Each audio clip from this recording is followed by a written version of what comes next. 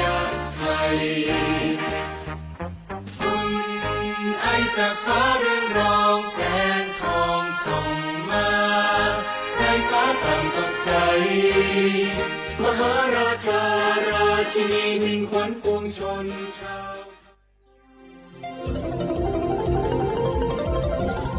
วิทยุแห่งประเทศไทย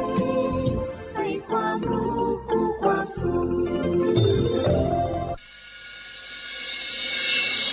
สถานีวิทยุกระจายเสียงแห่งประเทศไทยจังหวัดเชียงใหม่ AM 1476 กิโลเฮิรตซ์สถานีวิทยุภาคภาษาชาติพันธุ์แห่งเดียวในประเทศไทยที่มีความทันสมัยเชื่อถือได้สร้างอัตลักษณ์กลุ่มชาติพันธุ์สู่สากล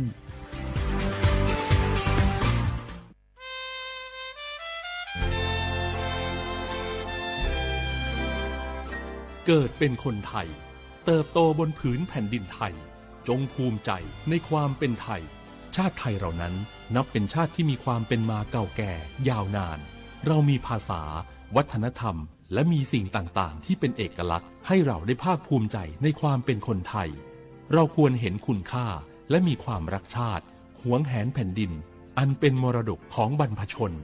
ร่วมภาคภูมิใจในความเป็นไทยโดยสำนักประชาสัมพันธ์เขต 3 กรมประชาสัมพันธ์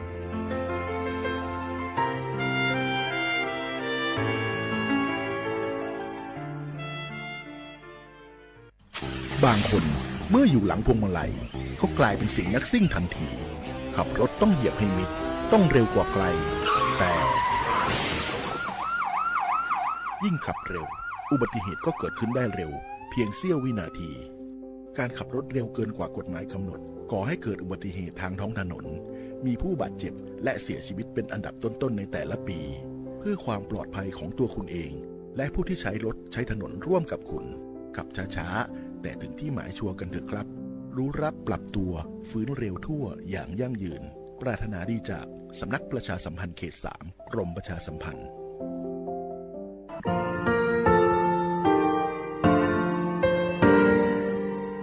งาคือมีติปิเพกาวิเชแลงาคือติกาติฉือแลติเลเพกาวิมาเฮยาค่างาคือชอยาออตุคโลกาติเทวิออคือคาติผา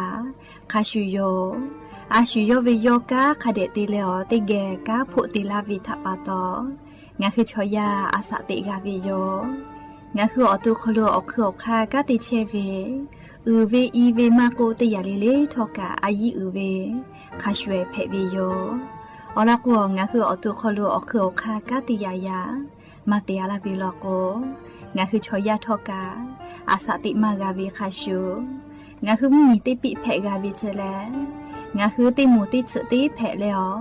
ติกาลิเลอาชุโยเวอวูปุตาเวกันติภาคาเสติเกคาเดกากาติเชวิทัปาตองาคือมีติปิจกิเพลากาวิโยเชแลงาคือเทโจโมโคคางาคือมียาถาตอกคอปิลาตาเวปุราเวติเจเสนีเสหปามัชหปานิหิงาติเจออกขอทามัววิทยาลัยวิชาการศึกษาประสานมิตรโกเวออคโลจากเกรทาเทโจโมคุโฮคางาคือมียาถาปิยาลาตาเวตอกคอติพายโย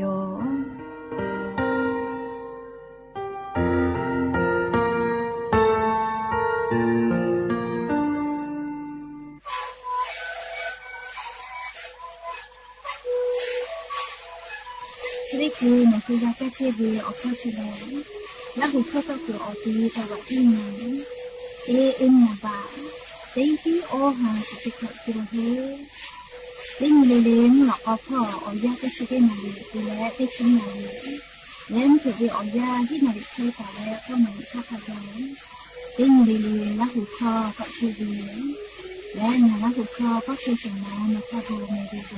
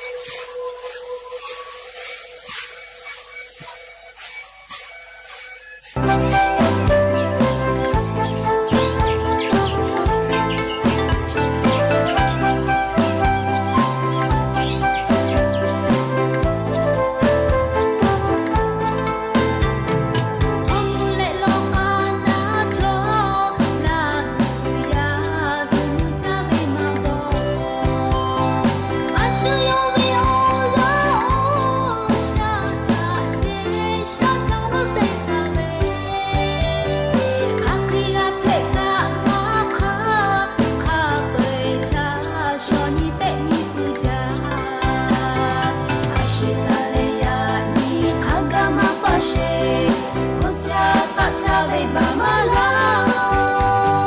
mu ko ya o che lo che nya po ashu helina tu manu shu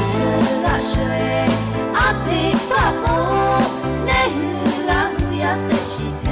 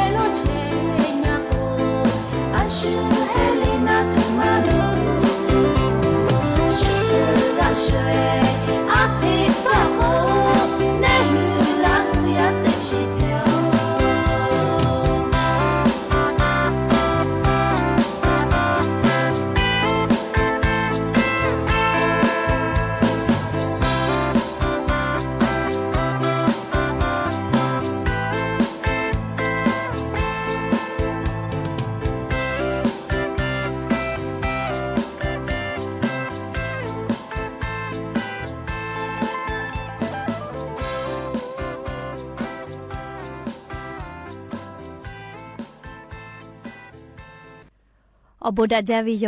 อย่าเพิ่งหาติปอทอกาดาจาวิโอยาเชอคลงะคือติปอกกามีลาแล้ว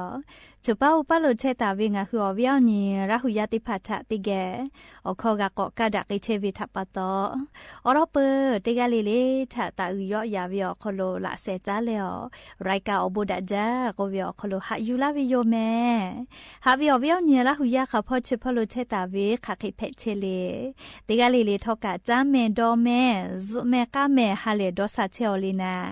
เชลิเจวิโอยากาลิโอจอยาปิปาไกเชวิอยาเพวิทัปปะตอจาวิดอวิเชวิจอวิติจิลิลิพอกาสติตาเลเชซาจอซากาตุอโปอาชุยอยากาทะคเดนหาซาดักอิสิแมเตฮาเลเลเวียาฮินาริควายตาเลก็นาริทักไกเตฮาเลเลงะคือละหุคอรายการอบุดาจากเววิทยุเรดิโอ AM ติฮิโอฮาสชิคกิโลเฮิรตซ์เตไลพอละหุคอตอกไอเทวิโยเปิดตาเลนิพอติพอ Facebook Fan Page สวทเชียงใหม่ AM 1476พอกะไลฟ์สดติดต่อไอเจอวิญญาละหุยาติพาติแกละหุคอพอนาเลนี่คือละหุชอจิตาโอกาปิดักไอแพวิโยก็จะเลยเชซาจอซาพอจะดาวิสตาอลอติพาติแกกอนาสิแมอวิญญาละหุยาติพาวงะคือชอยาเลอาสกาลาวิทยาธา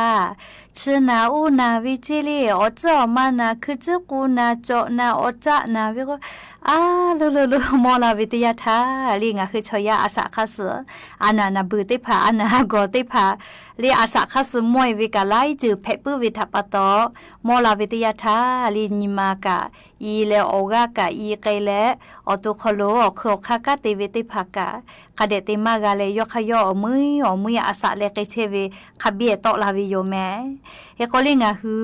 คือจะกูนาเวก็น่าลีคือจะกูนาเวอเจ้ามานาเวลีอมกูพุยเวจะเคติผาเพวิทยาธาลีหาซาเวอคาติผาคาคิจอเวเลนะชามาเยตุเลโกเลลิงะโดเวไลกะทอกะนันกะตุโยมเฮโกอลอติยาเชลิงะคือจะละจะนาเวลีอเจ้ามานาเวก็โลนาลีชะติผาเพละกอคาเลมาเวลิงะหัวตัวคโลอมกูติผาลีจะเฮดะวิอมกูติผา อจื้อเวจื้ออาลาเวจะเคติผาจะแผอาลาเวทับปะตออมกูเจ้ามานาเวติผาพาแล้วก็อาเสเวโลนาวิกะแผวิโยเลยเนี่ยผู้วิกะจอวิโยแม่เฮก็หาซาเวอคาติผาลีออลอติคาเลลีนัชเยเลหาซาเวลีนัชดอเลกะหาซาเวนะเรียกก็คือจะละจะนาวิทยาทากาลนัชติผาเยแผวิเลพาราเซตามอลเจเรียพาราสติผาดอกแผวิโยเบื่อเลยเรียเจ้ามาเลาะนาเวลโกยาต้านอาเสบก็เวนาเลียสเตียรอยด์วินัชติผามาหิเมลียาเก็บปวดสเตียรอยด์ปอวิชติผาเลดัวก็ละจะละฮักไก่กเวอยากฮักกะมอลาวิอยาวโคโลเลียวเจ้ามาอมกุติผากาที่ก็เพลอเลมือละโกอยากก็จุมากาลาวิเจเลียากเก็บปวดเฮจาวิสเตรอยปอวิติผาเชาจะมาดอมาแผแม่เฮก็น่าจะได้ผาดอวิทยาทาลิงะหืออีกะมาเชคเดกาดอวิเจอละก็พาลาสมาโกเลียอยากแก้อาเสบจะได้ผาดอวิอยาวโคโลออฟืโอติผามาโกอลาสอเสติผาทะชิจาวิเจจะดับปะตอลีวุปิคอติเชื่อมาจวดทาเลียออกมาจะใจเตเลตาดอและนี่ยาติยาลอโกอีกะติผาคเดดอเจลีนะเชจะได้ผาดอวิอยาวโคโลอลาสอเสเลอฟึกโกทามากะฮึใจตัวปูนะอีกะติผาคเดดอเจและเลีนัชจุวิกาจวิโยลีพาลาสดอวิเจติกามากาวิลโกลีนัชกาจุวิโยเฮโกนัชจุวิติเขกาลาโกลียาสเตียรอยติพาเยวิโยลีติพาติปปอลโกนัชเยมอสรากุกาอลโกนาจาขามากาลาโกเฮวินัชติพากาเยวินะเฮโกคาทาคาลุกาเยมาเพลีมอสรากุญิเลเยวิลโกเพวิโยเฮโกคาเคโกทอกาลีนัชจุเวสเตียรอยจุเวชคาทากาจุมาเพเจไม่ลโกอมกูทาจติลุยวิเจยาเซทาโกไกเปเวคาชูนาลิชอนัชเยวิดอเวนัชดอเวจุเวพอติเลหาซาเวโกโลนาลีอลอติคาเปิดตาเลยนี่คาติคาโลโกเลนัชมาเยติเลหาซาเว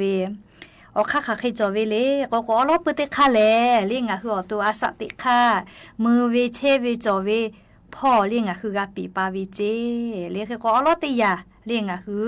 เวลาถ้าเราก็คือจะก็ก่อยตีมือเวไม่กะลีเมื่อก็คือเซติปัสสตาเวก่อยตีเวไม่กะลีกูลูกก่อยกูเวก็ละคือกูลูกก่อยกูเวโอเคติผักกะตาตีมือเจก่อยตาตีมือเจเรียกก็มือวิทยาทาปิทอขัวเรียกคเดตีเลมือเจเรียอลองคืออาสติคติพามือเวพ่อนะคือจะก็ก่อยตาตีมือก็น่าลีปิทอขัวคเดคือเซชีเปือเลยมือเจคือก็ติปักโคติปักตาเตเจเปือเลยนี่อย่าเตอย่าละโกเรียกูจะเปิดเลยตาอย่าตาเตใจเมเลยกูจะตายเวเฮก็อมกูเพื่อเวียนะเจ้ามันนะวิชาที่ผ่าเฉยเย็นแถมาเชจอรอลีติแถวิวห่อเชจอรอแม่ก็กูจะเปิดตาอย่าติกูกูเจ้าที่ผ่ากาที่นาวิโลแม่เรียกกูกูจะเปิดตาอย่าวิชาที่ผ่าถาจอกเจเสียอย่าติอย่าละโกลีโมเฮวิวจะที่ผ่าตัดสจิแม่เรียเจ้ามันนะวิชาที่ผ่านะโมเฮวิวจะที่ผ่าตัดสจิอย่าติอย่าละก็งาคือตุตัดชูเจตุชูเวติยาทางาคือวิวมุกูเจ้ามาที่ผ่ากะน้ำหนากิโลที่ผ่ากับผู้เฮวิโยเรียกก็งาคือเจ้ามาที่ผ่ากะที่นาวินะเฮก็งาคือตุตัดชูเจแม่เรียชอยาเจ้าข้าเคยติจักก็คิดแผวิเจชูวิชอลก็จักกะจะจับปื้อวิโยเรียเจ้าวิชอลก็มาจักเฮวิทับต่อมาชูวินะเรียชูวิก็ชูกับมาเพกะเรียเจ้ามานาวิอานาเจติกับมาฮิเลียวกับนิวิอานากับไลจือขอเพตอลาปื้อวิทับต่อจาวิดอวิพ่อสติตาแม่และง่ายอย่าติอย่าลก็เรียปอจุลุเตเวกีฬาติผาตาลีเจกระดูเชื่อเตเวมาโกกาปอจอเวกีฬาเรียปะเตเนคลิปอเวกีฬาติผากาตาลีเจเรียวลก็เจ้ามานาวิทับต่อลีเวลก็เรียเลาะนาฮอนาเกลาวิเจเรียก็เจ้านัชมาเยเลหาซาวิโกโลนาลีค่ะเคเตโกงะฮือมากานาจุงะฮืออโตสติกาติวิโลเมเลเลกาจาวิดอวิพอกะลีบูจอวิอมกูแคลเซียมคาเดกาเวลีงาสากูกอชติผาคาเดจาลีลาชโกวิโมมาฮิเมลีอาเลคาเลเมจาวิชกาจายกเกอชูดีฮูคืออาวิจะเคติผากาจายกเกลีกงะฮือจาวิดอวิพอกาลิชมาชติผาวะผามน้อยมาช่วยคาเดกาจาวิโยเฮกชกาลีงะฮือจุคือจุกูนาลีเจ้ามาเพื่อแล นาวิทยาทาเรียกค่ะคือตีหาซาตุเวนัชติภาดอจอลาไม่เลงะหัวตูเลมานาตุเวอาสติคติภาปีปาเลหาซาเวตีจอลาเรียอเจจะได้พาชองะคืออตูนาเฮจาเวมานาเฮจาเวทากะเตนีกะชนีเวโยแต่ก็เลอเวียเนี่ยระหุยติภาทาคือจะกูนาเวอมกูอจอมานาวิทาจาดาเวอลอติภายูเวลาเลลิงะคืออเวียเนี่ยระหุยติภาทาจะเคสลากาลาวิโยแม่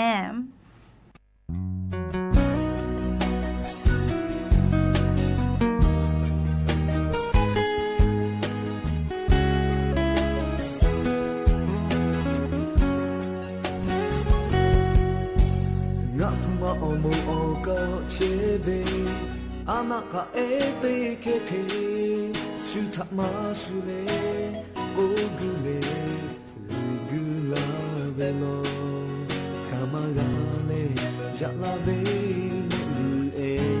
ตาลาเชเชเลชิบาลาบาดีลากามาชิมาโจเลฮาโกเมงาเบบา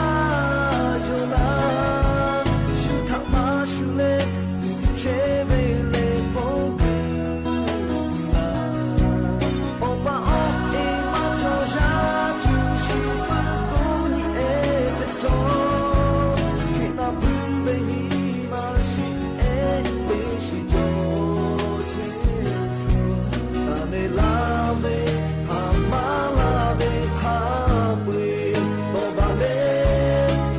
จาเวโช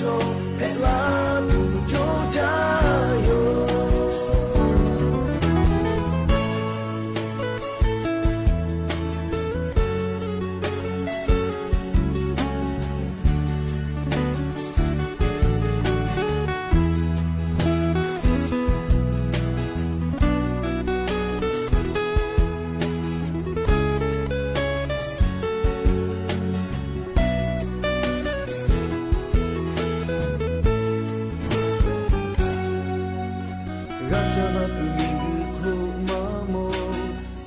ธรรมะลาโลจะชิจานาโตเดลาเลลาโอลาเวโลโชอายาทาโชมาทาโนเพโบจาโชเบโอโลชาชิลาปูชาพุทาอาจาชิมาโชเล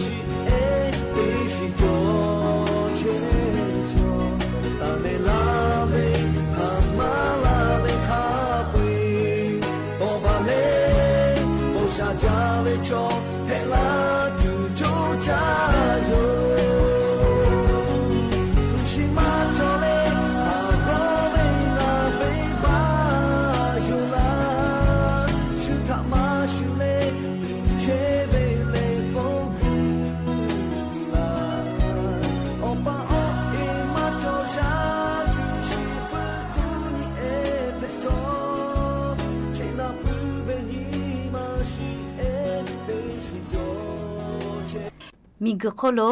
เลงะฮือชอยาฮาวอวิชอออจือจอวิเจโกมาอามามาลีนาเลงะฮือติแกนาเกนสิแมม อลอติจือเลี้ยงอ่ะคือมิงก็โคโลหาวอเวอเจติพาแลฟูมาจอเวฟูฮาเวฟูมาจอเวทับปะตออาชุยอตุยอยกาทะฮูมากาเวเลฮาเวเลฟูมาจอเวทับปะตอฮาเวจิแมมิงก็โคโลงอ่ะคือชอยาอลอติจือเลฮาเวก็เวอเจจอเวแลฟูมาจอเวเลเปิดตาเลนี่ยาติยาโลโกออยาหาวอวิเจเลออยากะหาวอปื้อเวลอแม่ออยาก็วิชอลีนาลีออยาทะก็วิโยลีนาลีออยาทะหาวอวิเจเลอาชุยอตุทันยหาซาตุเวออยามาจอวิเจอาชุยอนิมาอโคโลดอจอเวอเจเตพาทะติตุเวออยามาจอวิเจเตพาลอโกเลฟูจอกะออยามาจอวิเจเตพาลอโกเลออยาจอกะฟูมาจอวิเจเลเลกะชัวเกก็หาวอใจเวเลรีฟูกามาจอเลออยากะมาจอวิเจเตพาเลเลกะชัวเกกะก็หาวอใจเวจิเมลีเชเลนี่ยาติยาเลมิงก็โคโลงะคือชอยาหาวอเวเลนาลีออยาทะหาวอเวจิแมปุตตะเลลิงะคือมิงก็โคโลชอยาหาวอเวเซจือเตจือเลจิแมเลไทคอลอกวจนโอกาเจเลเตปอติยาโลโกลิงะคือจะเคโอเคดะวิอเจติพางะคืออาสะติกอคโลลุลาตุเวอเจติพาอาขอกาเวเลติพาลอโกดะวิอเจติพาลุลาตุเวอาขอมากาเลดะวิอเจติพาอาสะติกอคโลมากาฮาเลก็วิโยติพาลอโกเลนากาวิโยเลนากาวิทัปตอจูจาเลมาติกะคาเดจูจาติปุเลเลอาขอกาวิทะเจติมาโลเชนะเลอาชุยอตุโยอาทิพิดอเลจูจาปุเลกาวิกะจอวิโย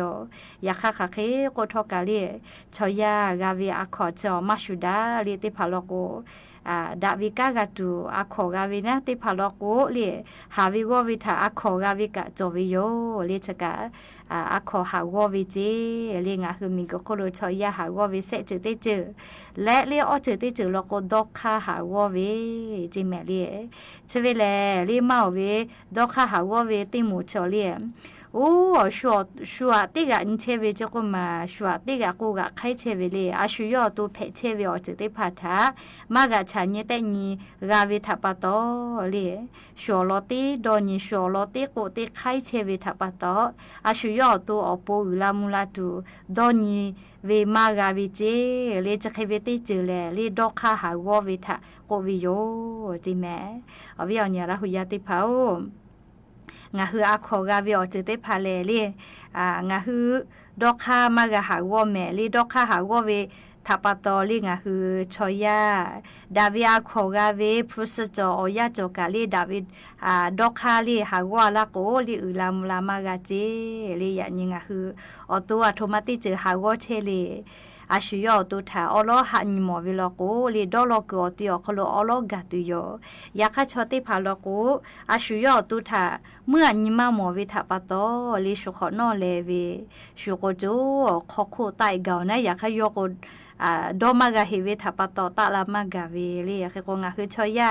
ดอลตาวิอเจติพาทาลีเพกาเวบิโลกาวิอเจติพากะเตลาเวยากจูลาวิอคามาชุดาเตพาลโกเตปติทีเอจอตะลาเวเลขวาลีฮือวิโยเลทีเอจอตะลาวิทัปตอยาคากาลาไวเวเตพาลโกลีฮือวิอกวิทัปตโอจปะโจปะโจจันจอเชวิทัปตเมื่อมากาลาวิโยงาคือชอยากะลีดอกคาติคามาชุดาวิโยอาทุมาหาวกะหาวปิเจลียาคาดอกคาหาววิโลโกลีหัสวอสลาจิเน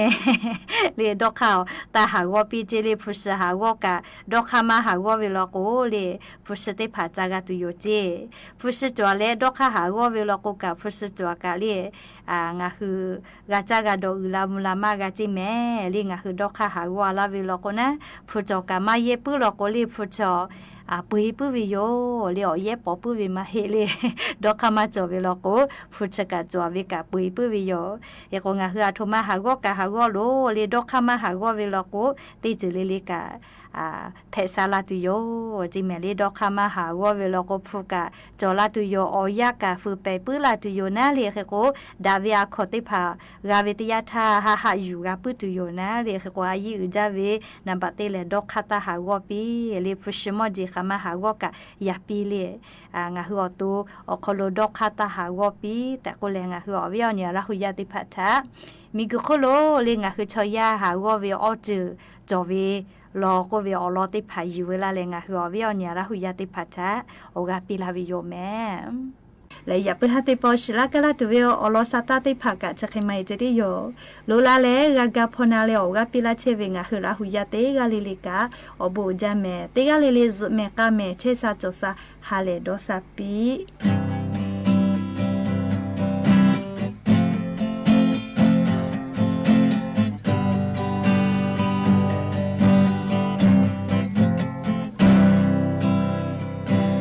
โดเลมียาหูดูโด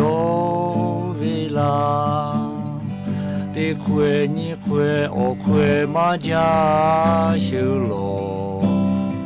เตคานี่คาเชคากูเบลโดเลโอจวยพาปูโลเพโบซาตาโดตาจากูเวโอจือติพายาเนติพาชาติติเมโชโมตาติกูเวโอจือติพาลาโนเมกาตาจาโดเม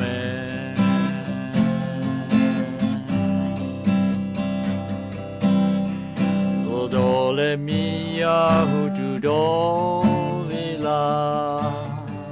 เตควยนี่ควยโอควยมาจาชิโลเตลินี่ลิเชลิกูเบลโดเลโอกาลาพาปูโลเพโบซาตาโดตาจากูเวโอจือติพายาเนติพาชาติติเมโชโมตาติกูเวโอจือติพาลาโนเมกะตาจาโดเม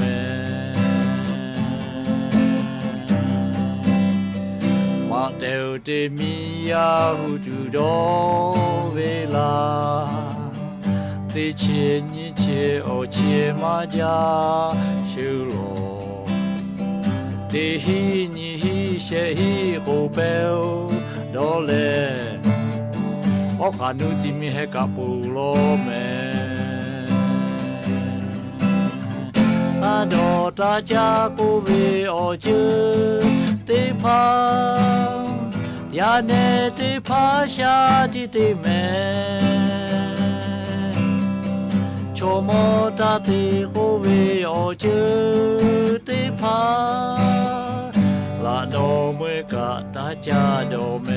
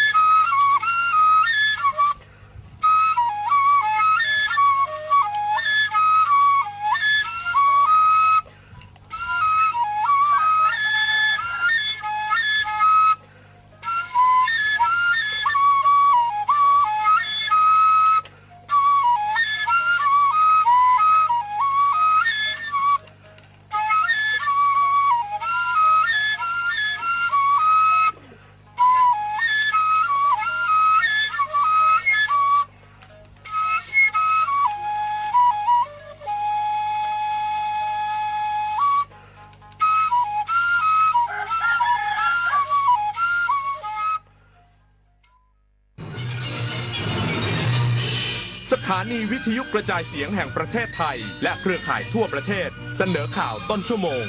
รู้เร็วรู้จริงเกาะติดทุกสถานการณ์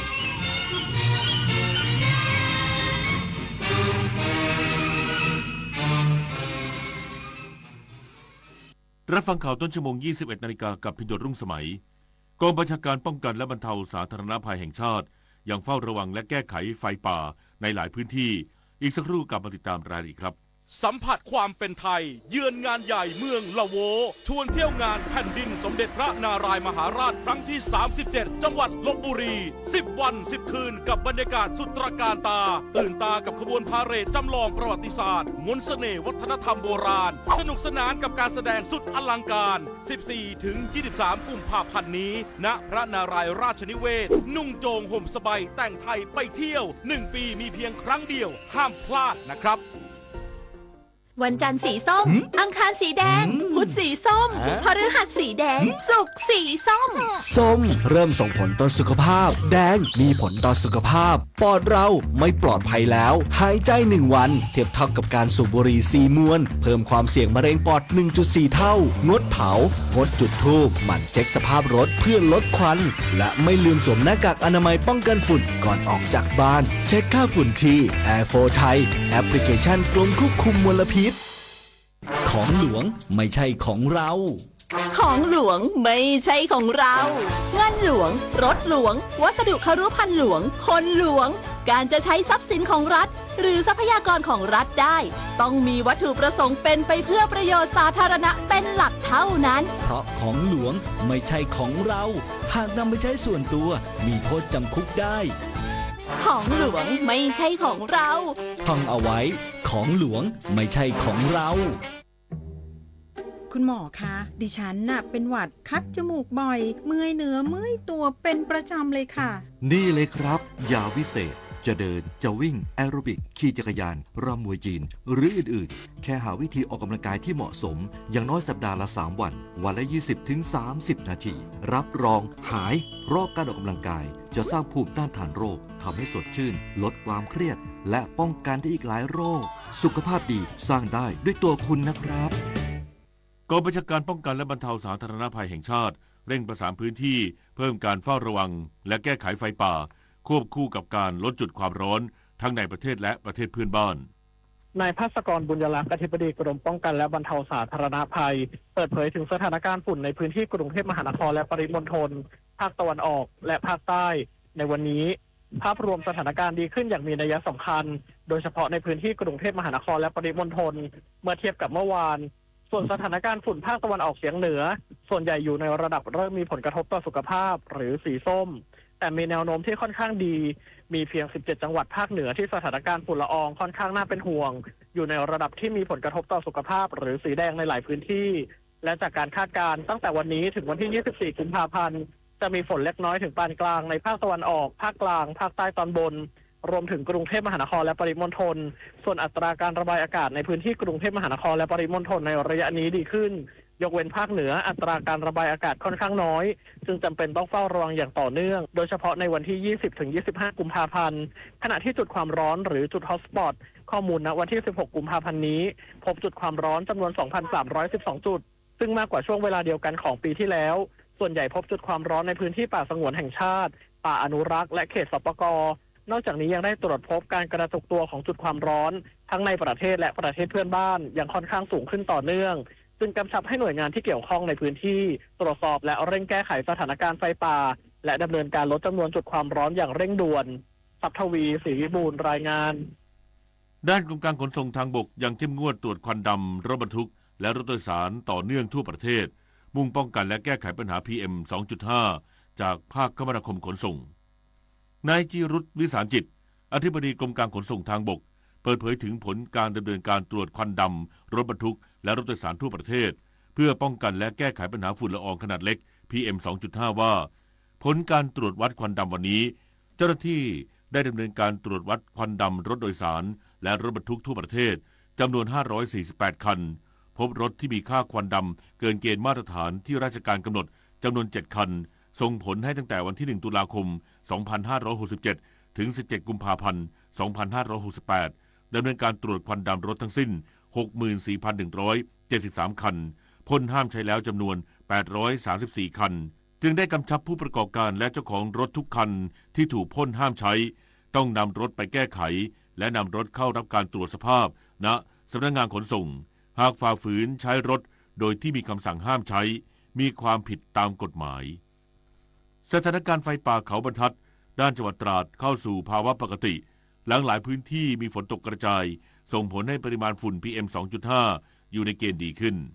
นายเกรียงไกรปัญญาพงศธรในอำเภอเมืองตราดเปิดเผยถึงสถานการณ์ไฟป่าเขาบรรทัดด้านจังหวัดตราดหลังการตรวจสอบกับผู้นำชุมชนในระดับพื้นที่ทั้ง 4 ตำบลของอำเภอเมืองตราดผ่านวิทยุสื่อสารตามโครงการจัดหาระบบวิทยุสื่อสารข่ายบังคับบัญชากระทรวงมหาดไทยว่าจากการตรวจสอบสถานการณ์ไฟป่าในระดับพื้นที่กับผู้นำชุมชนใน 4 ตำบลได้แก่ตำบลท่ากลุ่มตำบลตะกางตำบลชำรากและตำบลแหลมกลัดพบว่าสถานการณ์ไฟป่าเขาบรรทัดได้หมดไปแล้วหลังจากหลายพื้นที่มีฝนแรกของปี 2568 ตกกระจายหลายพื้นที่ทำให้สถานการณ์ไฟป่าเขาบรรทัดกลับเข้าสู่ภาวะปกติส่งผลให้สถานการณ์ฝุ่น PM 2.5 ดีขึ้นจนอยู่ในเกณฑ์ปานกลางอย่างไรก็ตามได้มีการกำชับให้ผู้นำชุมชนในทุกพื้นที่เฝ้าระวังปัญหาไฟป่าอย่างใกล้ชิดต่อเนื่องพร้อมทั้งช่วยประชาสัมพันธ์ไปยังประชาชนให้งดกิจกรรมการเผาในทุกพื้นที่โดยเด็ดขาดสุริยาพรสิงห์พันธ์ทีมข่าวสวทตราดรายงานจบข่าวพิญโยรุ่งสมัยอ่านรับฟังข่าวครั้งต่อไปเวลา 22:00 น.ติดตามข่าวที่นำเสนอไปแล้วได้ที่ www.thainews.prd.go.th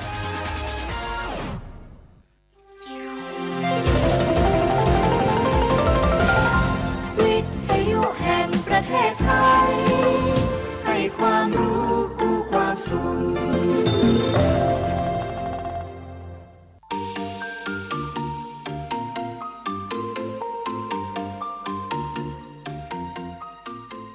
ครบครันด้วยสาระความรู้และความบันเทิง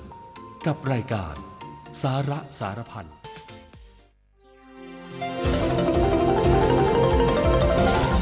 วิทยุแห่งประเทศไทยให้ความรู้คู่ความสุข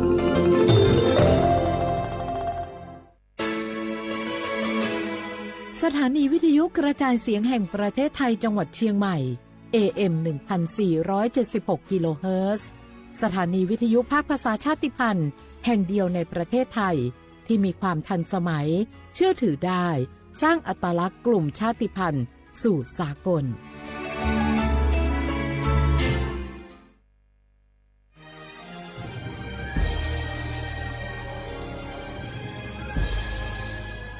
เกิดเป็นคนไทยเติบโตบนผืนแผ่นดินไทยจงภูมิใจในความเป็นไทยชาติไทยเรานั้นนับเป็นชาติที่มีความเป็นมาเก่าแก่ยาวนานเรามีภาษาวัฒนธรรมและมีสิ่งต่างๆที่เป็นเอกลักษณ์ให้เราได้ภาคภูมิใจในความเป็นคนไทยเราควรเห็นคุณค่าและมีความรักชาติหวงแหนแผ่นดินอันเป็นมรดกของบรรพชนร่วมภาคภูมิใจในความเป็นไทยโดยสำนักประชาสัมพันธ์เขต 3 กรมประชาสัมพันธ์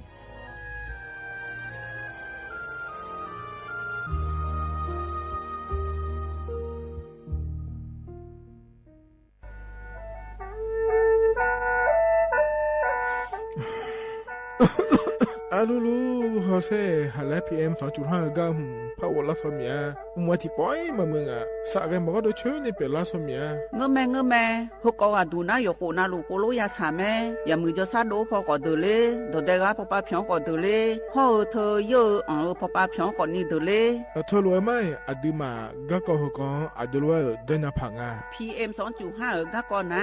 yo hu ga ko yo ga na lu de le ga ko tho mi ne aju wa ne bi mu da la nya nga le yo ga na lu ya ho lu da ga ko nga yi nya jang e do je tha khu lo yi nyo Yohanes Salah da kha he wo yue pu la lo adua bo pu la lo he ji mi jama khoni la lu o ne ma la lu ji nya o do na ko ni mi chan dai mu pha la khu o ne da yi nyo na bo chon mi ja ga ma bi do la ni ya ho lu da nga yi nyo bo chon mi ja do ho mo na a cho cham na thi to pa ho lu da o do a kho ma do cha bi lo yi nyo na yo wa na lu cho ba ne a bo ya kha da nga yi nya bo chon bi ji o ne sa ja le yo ha su a o tho do ma an phai yo ga na lu ala chao thi kho lo gu ne yo ha ne adam be da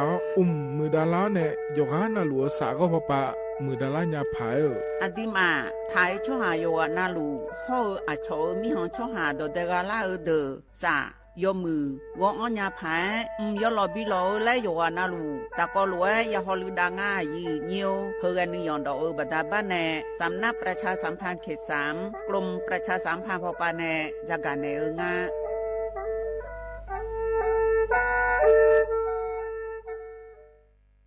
นี่รู้กันไหมสิทธิบัตรทองหรือบัตร30 บาทเป็นสิทธิหลักประกันสุขภาพตามกฎหมายที่ช่วยคุ้มครองคนไทยทุกคนให้เข้าถึงบริการสุขภาพที่จำเป็นโดยไม่ต้องเสียค่าใช้จ่ายเลยนะครอบคลุมทั้งการรักษาพยาบาลการป้องกันโรคการฟื้นฟูสมรรถภาพทางการแพทย์เรียกว่าช่วยให้คนไทยอุ่นใจกันเลยทีเดียวสอบถามเพิ่มเติมสายด่วนสปสช1330นากอลาซากาแหล่ละแงเจหูชบาผิวชาบ่าวอคอยบัทอนซุมอเกอามคานากอลาซากาแหล่ละแงเจหูชบาผิวซาอควายาเมขอนากอลาซากาเนบิมโดลานากอมายาเปียนากอนากาซาเตโบซากาชบาลูอามูฮเดเนญีโคลาเฮกากอยาดาดาเมเฮกาดาดาญาเมหน่วยบริการในระบบหลักประกันสุขภาพแห่งชาติสำนักงานสาธารณสุขจังหวัดสำนักงานหลักประกันสุขภาพแห่งชาติเขต1 ถึง 13ศูนย์คุ้มครองสิทธิบัตรทองตามมาตรา50วงเล็บ5สายด่วน1330กด0ตลอด24ชั่วโมงสปสชเขต1เชียงใหม่นากายำยองาซุ้มยี่เยงาซุ้มงโยกานาลูก็ดูไม่ได้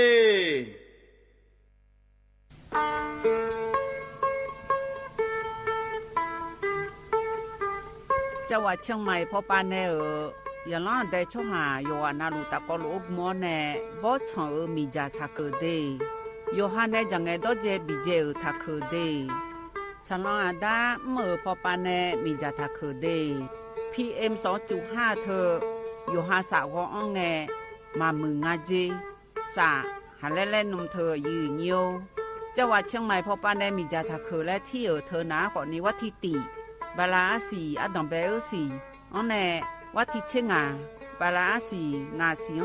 อากุญีพังอายาตาโกเชเยหงเกยทาเคและที่ทางอายืเนี่ยโยฮามีจามาเคยมาเรยังอาโถและดูนาขอนี้เธอก็ระบบไฟดีและคูกาดอจามีเลเจไงมาหน้าหานี้เคนาของไงปีอันแน่ผิวพอปาไงญีพังอายาตีเจจังหวัดเชียงใหม่พอปานาซาลองอาดาคาพอปาโยฮามลือซาลือจีนาขอนี้มีจามาบีเคและพอลือดาลูมาเจเฮนาอยู่หูพอปาแกมีจาแกมาบีเคพายโยฮาจอดูจอย่างแกมือดาลาญาพายเฮนานี่ชอบแผ่อมยองเกินนี้บีมือดาลาญาพายพอลือดาลูมาเจยืเนี่ยมีจาเคช่อหาฮอร์โมนาดอจาบิเลญาแม่เจยืเนียวนากาสมบูนาขอนี้จำยองาซุมตีนีแย่จำยอแย่และเธอกาเงเลญาแม่เจฮอตีวตีเธอกาเงเลญาแม่เจอุจินางอมาแอนีอายืเนียว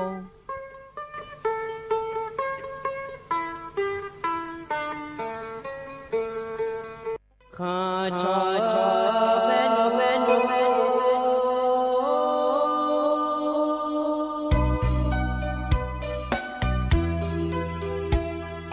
จะนี่จอผู้เลี้ยงดอกทุยอาคาเบจะนี่จอมเลี้ยงดอกชอยอาคาเบชอบพามาสิจอชาโล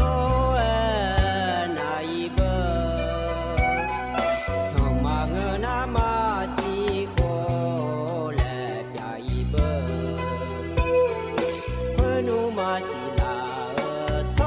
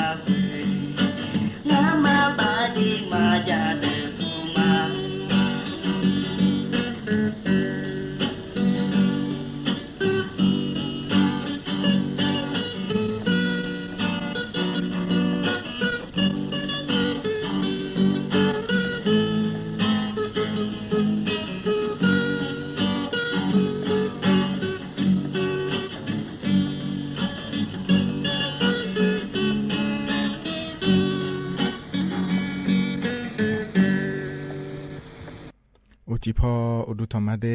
เยนี่โยหานาลุเนรอเยนี่นิมจิกะดุกันเนาะยมีนาลุทอนจิโอโลอะเยนี่โยหานาลุเนพยาทอนจิมีเดเยนี่เดอุจิอปากะดุฮกามีอมั่วดูนะลอเยนี่มีอมั่วดูนะขอในสถานีวิทยุกระจายเสียงแห่งประเทศไทยจังหวัดเชียงใหม่ฮกาเนเยนี่โยหานาลุเนยาทอนจิโอฮนะขอเนี่ยอายามนานาลีเวลาเนนาลีเชหลังกันนี่เดเยเนียเดนิมจิกะดูรอจนเจอที่นางเงมีฉลาแม่เยเนียวันจันเงนงานเนเยนี่ทมินรอนิมจินางานเนอายุเชมือเนที่คอลเวจอดามาเยเนียวมีนางกะดูนาขอเนี่ยจนงานฉลาลวยเยเนียมีกานาขอเนี่ยมีนาวานายานาดูรอเยเนียวนามีนาขอเนี่ยอันนั้นเชโกงานฉลามีเนรอสลากินแบ่งรัฐบาลและขั้วงานในเย็นยี่หวยรัฐบาลเธอรอตัวล่าอันเนาะฉลาแม่เดเย็นเนี่ยเดเย็นยี่เทียนารัฐบาลปานในเยอะก็ดูน้าขอในเยอะเดอขอในจ่อเย็นเนี่ยกำลังก็เลือเดินน้าลอยเนียวถึงมิแน่รอหวยรอสลากินแบ่งรัฐบาลก็ก่อนน้าขอในโยฮากำลังโยฮาเนี่ยเยอะแม่เย็นเนี่ยเทียนาทิตาได้เยอะขอเยอะเดอขอยาเทียนาหนีเชตาสุนเชตาเยอะขอมาเดอเลือขอในยาเย็นเนียวเกิงเงี้ยรองานเนี่ยยากาฮอลาวหรือนะหวยเธอรางวัลที่1เดือนเลยเธอมามันนี่นะยอมมังเดทีลามว่าที่กาขอมาเกลียเจเยเนี่ยรอเธอมิเนี่ยรอเกญานาขอนี่รอเยเนี่ยยอฮาพิวซื้อจะหมอมีอะไรแล้วก็นะขอนี่เลเจียเนี่ยรอเลเจียเนี่ยโปลารอเยเนี่ยพิวซื้อยออะไรยาละเธอรอเยเนี่ยที่ให้รออยู่ที่สอยเยเนี่ยยออุ้มยอแล้วหน่วยมิเนี่ยแล้วขอนี่ยอฮันเนี่ยเลเจียเนี่ยปอยาละญาเถอะนะขอนี่ยอฮาอันนั้นนี่สาวเนี่ยปอยาละญาเล่ละยอฮาสิญามิเนี่ยรออยู่มอปาขอนี่เจหัวเดเยเนี่ยเดเธอมิเนี่ยรอเนื้อหมอก็ตัวนะขอนี่เธอยอฮายอชยอดอละคนนี่แต่รอเยเนี่ยเดเยเนี่ยเดไอขอเนี่ยมาเนื้อเดนะนัวมือเจแม่เยเนี่ยยอฮาฮากญาลัวรอที่นะเจอปอลละจิมทารอเยเนี่ยอาเจยิมฐานะที่นามีดาราแม่เยเนี่ยเราจะมีในเดย์เยเนี่ยผมจะขอโทษเองว่าเกิดนะขอในสัตว์โปขอเราเทนามาซาเยเนี่ยเมื่อเราคุยย้อนนะอยู่หาจื้อยบยุมนะรอเยเนี่ย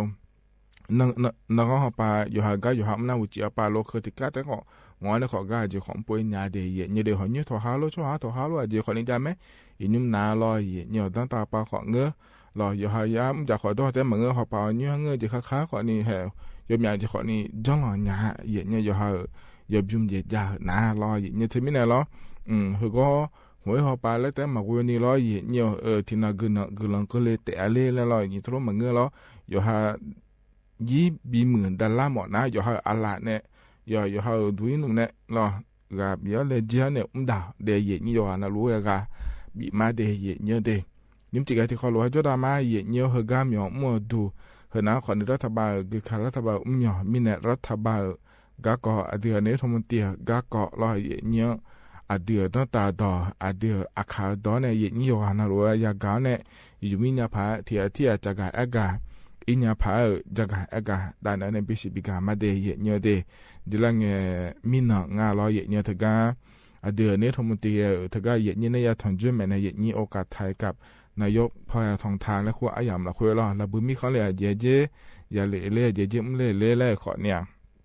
ยังเนี่ยเกิดงานมีนาคันงานยุ่งละทิโปพจักเอกาดเนี่ยมาเดน่าอินาก็ดูรอเย็นเนี่ยเดือนนี้ทมเตียทกาพัตตาปากาพมอิงาเย็นเนี่ยเจเจมุยงาเจมิอาเจมือมุยก็ดูงานแล้วคันจักเนี่ยมาเดน่าอยู่ก็ยอเลยมถากจะไม่ยอมพากก็กอมรอคันจักเนี่ยมาเย็นเธอไม่แน่รอเย็นเนี่ยอยู่จอนาลูช่างแท้เนี่ยน่าหาลาวหรือว่ามาข้อปานเนี่ยมาเฟซบุ๊กปานเนี่ยน่าหาเนี่ยไม่ได้เยอะเดที่นะยุ่งจีเขาอยากกาเนี่ยรออายุรถช่างแท้ยาเลยคือพอปานเนี่ยเขายาเลยน่าหายาเลยและสิญญาหมอนะคนนี้เนี่ยมาเดมาข้อปานเนี่ยน่าหาก็ดูนะคนนี้ AM ที่พายา4เช็คโกกิโลเฮิรตซ์เราเฮือมีคนตัวนี้กับอีเมลเย็นเนี่ยหรอมีคนตัวนี้แต่มันก็ก็ยังมีของการดูถ่ายมีคนในตะก็ขอกับอีเมล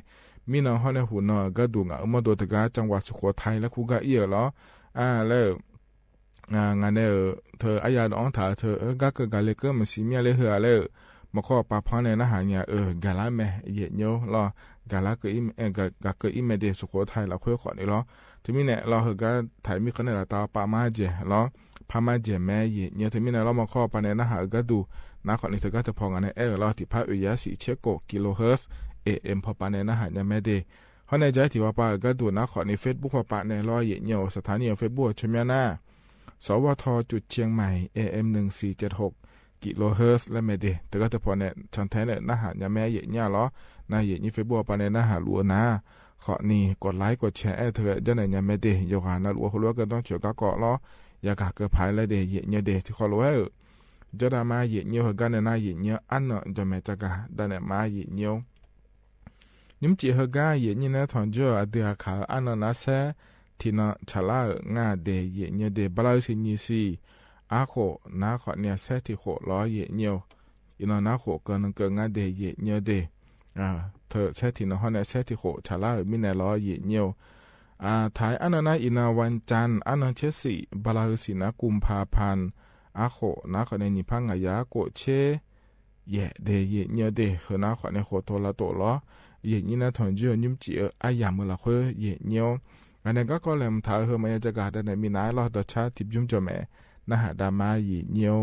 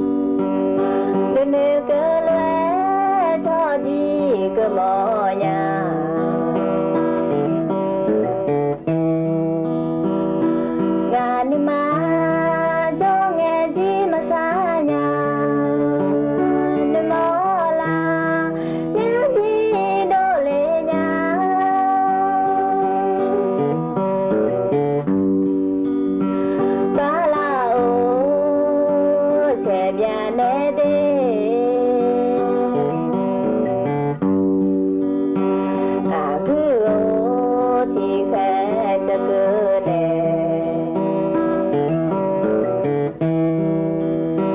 จะแลโอที่โบบสิเนอะโดเบอานีกะญาแลอะโดเบอานีกะญาแล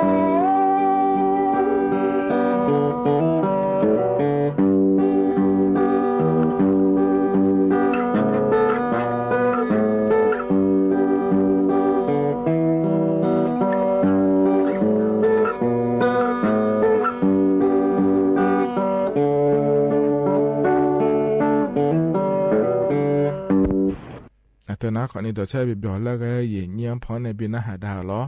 โยกานาลุเอยานาหาเบียวด้วยเยี่ยเยี่ยวเขาก็จะนอนปลาเนี่ยนะหาเล่าโยกานาลุเออุดุธรรมะเดเยี่ยเยี่ยเดถึงก็มาเข้าไปในนะหามาเฟซบุ๊กเข้าไปในนะหามาล้อที่ขอรถจะมาเยี่ยเยี่ยล้อสุดท้ายก็ถึงจุฬาเงินในยาในท้าหลวงเรามีนอนะ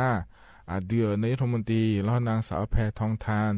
ชินาวัดนะขอเนี่ยเยี่ยนี่เนี่ยอุตสาหปายามนะคุยถึงจุดแม่เดเยี่ยเยี่ยเดทีวีปะล้อเยี่ยเนี่ยถึงก็โอกาสไทยกับนายกแพทองทานและขั้วอาอย่างเมื่อละคุยเยี่ยเนี่ยมีนอนะขอเนี่ยเจก็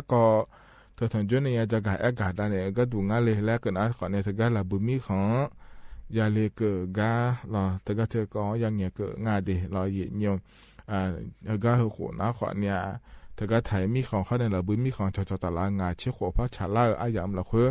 แม่เยี่ยเนี่ยแม่ชตาก็เลยเกขอเนี่ยเงือล้อเยี่ยเนี่ยนั่นถึงก็ยาเลยอาอย่างละคุยนะขอเนี่ยเดือนนี้ทั้งหมดที่ถึงก็ระบุมีของป่าเยี่ยชูสุ่งว่าลุเนี่ยล้อถึงก็เธอพอยาทางเจ้างานที่ถึงก็ประธานาธิบดีคือเดือดล้อเยี่ยเนี่ยสีจิ้งผิงแล้วงานเทียเนี่ยล้อเนี่ยขอเนี่ยทางเจ้าเขาในประธานสภาประชาชนแห่งสาธารณรัฐประชาชนจีนในเจ้าเล่อจี้และงานเทียเนี่ยข้อเนี่ยเราถึงก็เนี่ยนายกรัฐมนตรีเราเยี่ยเนี่ยนายกรัฐมนตรีหลี่เฉียงและงานเทียเนี่ยเดเห็นนะขอเนี่ยที่โปรเตอร์สุ่งว่ายาถอนเชื่อเคยออกมาเงี้ยมานี่นะถึงมีเนี่ยล้อเยี่ยเนี่ยระบือมีของป่าก็ดูขอเนี่ยเดือดไทยมีขอแนวที่เขาร้อยชอตัดละมีเนี่ยล้อเยี่ยเนี่ยเดือนนี้รัฐมนตรีเขาสุ่งว่าเนี่ยยาถอนเชื่องานเดียเยี่ยเนี่ยเดน่ายอมยาเจยอมยาก็เราเพื่อขอนี่ยังเนี่ยเกิดงาเยี่ยเนี่ยถึงกันเนี่ยชอบมีแพนด้าแล้วคุณแม่ล้อเยี่ยเนี่ยหนีหมอเดือดไทยมีของพระบินเลสีเดแล้วถือว่าเกิดงานแถเยี่ยเนี่ยเรามีเนี่ยมาแกเดือดไทยมีของก่อนเนี่ยมีแพนด้าเธอหนีหมอเราก็เจียชูถาเราเพื่อขอนี้จอนเนี่ยชดเดกาลากาขอนี้บิหอนยางาเดเยเนียเดเพราะในเธอแต่มาเงยยุ่งเราบุมีของชอหานะเดือดไทยมีของเราคุยมีเนี่ยลาเดกาเลยแม่ในเยนี้น้ำยาดึงดึงอ่ะสิเราบุชอกายอมมีของหยอดแน่นะเดือดไทยมีของเราคุยอันในเดกาเลยล้อนาทีนั้นนะขอเนี่ยหยอดว่าเราเดือดไทยมีของเราคุยน่าจะกุยเนี่ยจะมีจีจ้าเจแล้วมาเชื่อเนี่ยเธอมีเนี่ยเราเธอเดือดนี้ทั้งหมดเตียเธอก็อย่าเลือกเกินเนี่ยเราเดือดไทยมีขาเราเธอเด็กก็เลยยังไม่เดเรารัฐบาลป่าเยี่ยเนี่ยเขาเลยดันเนี่ยไม่ได้มือผายเดเลยเราดอกอย่าบิดเนี่ยเรื่องถึงก็เยี่ยนี่เราบูชาหาเนื้อมาพม่าถ่ายเชื้อในไทยมีของเราเพื่อเด็กก็เลยหยาผายเดแล้วเราเนี่ยน่าเธอแต่มาเงือเรารถไฟความเร็วสูงและแม่ร้อยเยี่ยเนี่ยเธอก็เดือดไทยมีของเราค่อยยุ่งยังดึงเรากูเทเหมือนในนครศรีนครราชสีมาแล้วนครราชสีมาเนี่ยคือบาหนองคายแล้วหน้าหนองคายเนี่ยบาลาวมีของราชจากไอ้นะที่โปรเตบาระบุมีของกันนี่เลยเกินยาก็ดูเธอก็แต่ก็ยังเงี้ยชอเลี้ยงาเดเยี่ยเนี่ยเดน่าเธอแต่มาเงี้ยเยี่ยเนี่ยแล้วเธอในบริษัทหุ่มมาโยมอยากเข้าไปเนี่ยสมบูรณ์ที่เขาเลยแล้วบอกในจังดามาเดและแอถาชอ MOU และคุ้งอาเธอเยี่ยเนี่ยเชื่อก็ดูเชื่อโปก็ดูบทฐานในจังดาเลยแรงงานอย่างนี้จะไม่ได้เคยนะขอในมินเนาะล้อเดือดในรัฐมนตรีแล้วระบุมีเขาเลยเดี๋ยวเดี๋ยวเล่เดี๋ยวก็ยังไงชอเล่ล้ออย่างเงี้ยไอ้ยเธอก็อย่างนี้นะทนจุนในจักรเอกาดานเนี่ยเลี้ยวล้วยงาขอในอย่างเงี้ยจักรเอกาดานเนี่ยบิสิบิกามาเดอย่างเงี้ยเดนะขอเนี่ยอาดังเบลก็ล้ออย่างเงี้ยอันนั้นใจนี่ก็ที่ก็ดูเยี่ยเนี่ยอินเนาะเขาเนี่ยอาคารนึกสอก็ดูล้อเยี่ยเนี่ยเธอเดือนนี้รัฐมนตรีเขาเนี่ยคณะรัฐมนตรีก็ดูนะเขาเนี่ยเธอก็บอกจะเยี่ยยังอาคารนึกสอฉลางบอกจะอันนั้นนะล้อเยี่ยเนี่ยไอ้คนนี้อินเนาะเนี่ยอีกคำเดียเยี่ยเนี่ยเดอินเนาะก็ดูนะเขาเนี่ยเธอก็ จังหวัดสงขลาและคูกาเอี่ยง่ายเนี่ยนะขั้นหนึ่งสอกระดูนะขอเนี่ยจังหวัดพัทลุงและคูกางาเดเยเนี่ยเดเหนะขอนี่บาอิมาลาซามีอีจูพปาเนี่ยจากกาเบจามือล้อเยเนี่ยถ้าก็บอกจะเอี่ยกระดูนะขอเนี่ยเยนี่เนี่ยถึงจะเอี่ยขอนี่เงอนักคณะรัฐมนตรีบอกจะเอี่ยขอนี่เงอข้อเนี่ยยอมยาเจยอมยาก็เราคุยขอนี่อยากช่างเทียง่ายเนี่ยเราให้บาพัตตาปากระดูนะขอนี้มาลาซางาสาหุมาโลแหละเราอ่อนดูขอยอมอย่างนี้ยามีเนี่ยเราอินเทอร์ก็ขอนี้ช่างเทียห้อเนี่ยโดยเด็กเขาปาขอนี้ช่างเทียเราเนี่ยน่าก็จอกมาจ้องหุมาขอนี้เงอเรื่องอะไรที่บามาเลเซียมีขอเนี่ยจ่ายกระดูเราเนี่ยที่มีเนี่ยเราเขาก็ปวดเยอะกระดูนะขอเนี่ยทกาอินน้องเขาเนี่ยอาคารนึงสอเราเนี่ยคณะรัฐมนตรีฐานจรและขั้วเธอเนี่ยอาจจะจังหวัดสงขลาเขาในจังหวัดพัทลุงและคูกาเอี่ยงาเดและรอเนี่ยบจากนะขอนี้มีอาจีมีอากรละคือขอนี้จังแท้เนี่ยนี่นะขอนี้พยาทนจุเอี่ยงาเดเนี่ยเดแล้วจะกาเอกาดานเนี่ยบีซีบีกาเลเดเนี่ยเดเฮนะขอนี้ใจที่เกาะรอเนี่ยอันนั้นใจที่เกาะกัดดูรอเนี่ยเฮก็เฮเกาะกัดดูนะขอนี้สำนักงานประกันสังคมพปาเนี่ยยุ่งยมยากะนะขอนี้ราชการป่ามายะมั่วนาลอเนี่ยเอกชนมาแล้วรัฐบาลป่ามั่วขอนี้เทียนาข้าราชการและคู่เธอมายาเกอนาลอเนี่ยประกันสังคมและคู่เธอยาแม่เนี่ยนี่นะประกันสังคมเธอนะขอเนี่ยมาโดชามาโดล่างเนี่ยโฮยายาอีเมเนี่ยโฮยาอีเนลาซาอีนะทีอานานะขอนี้โฮยาอยู่มือพระมาลาซันเนี่ยหลังอะไรและขอนี้ยาเนี่ยเธอมีแน่เนี่ยเธอก็สำนักงานประกันสังคมปานจากาโดเลก็ดูนะขอในนี่โยกานะรู้ว่าเนาะสำนักงานประกันสังคมตัวประกันสังคมเธอจังฐานะมาอยู่ห้ามมาโดจสามาโดล่างเงเราโหย่าไปยอมเหมือยาลาซาเนียเดและทุเรศโดเลง่ายแท้เนี่ยเนาะนักประกันสังคมเธอนะขอเนี่ยอยู่ห้ามมาโดส่วนมาขาเราจสามาโดล่างเงประกันสังคมจังฐาโหย่าคือหุ่นยาเล่เขาก็อินเนี่ยยาลาสายาเดยเนี่ยเดที่ปัวนาเธอเข้ามาแทนในยาลาสางาเดแล้วมังเงินนาลอยเนี่ยยุ่งนะเข้ามาลาสาเนี่ยนะซีสวยงาเดแล้วหัวลงนั่นว่าอาเกโฮยาเนี่ยอินขอเนี่ยลาสาอินยาแม่ขอเนี่ยจะท้องยอโลดูนาโลมานาโลแล้วนะอยู่หาประกันสังคมหายากายาอินยาลาสายาเนี่ยอันนั้นลาสาอินเนี่ยเราเธอก็ประกันสังคมปานจากกาโดเลวหลวนะขอเนี่ยที่การนะเอียเนี่ยเนี่ยมือพามาหัวเรือเนี่ยมาลาสาเนี่ยนะอากูฮยาเลยเธอก็ยอมอาจจะก็จังเลยจีเนี่ยหรออากูก็จุลัวจังยาเลยแล้วก็นะขอเนี่ยนากาสบล้อ1506แล้วคู่งานเดยเนี่ยเดสำนักงานประกันสังคมรอชอสายด่วนแล้วคู่งานเนี่ย1506ล้อเนี่ยเธอก็จะพอจังเลยเนี่ยแม่เดแล้วอายอมมาขอเนี่ยฮยาปังเนี่ยช้อนเนี่ยเนี่ยหมู่พระบิดาเนี่ยแล้วก็ดูแล้วงานเนี่ยนี่ที่ไม่ได้เห็นนะขอเนี่ยสำนักงานประกันสังคมปานจ่าเลยรวยเนี่ยจะกาได้ในบีซีบีกามาเดเนี่ยเดนะขอนี้อาดัมไปยามเพื่อเราคุยล้อเนี่ยนะทอนจวนเนี่ยจะกาได้ในบีซีบีกาเดเนี่ยเฮกันเอาเนี่ยตัวชัดทิบยุมแล้วนะฮะดามาเนี่ย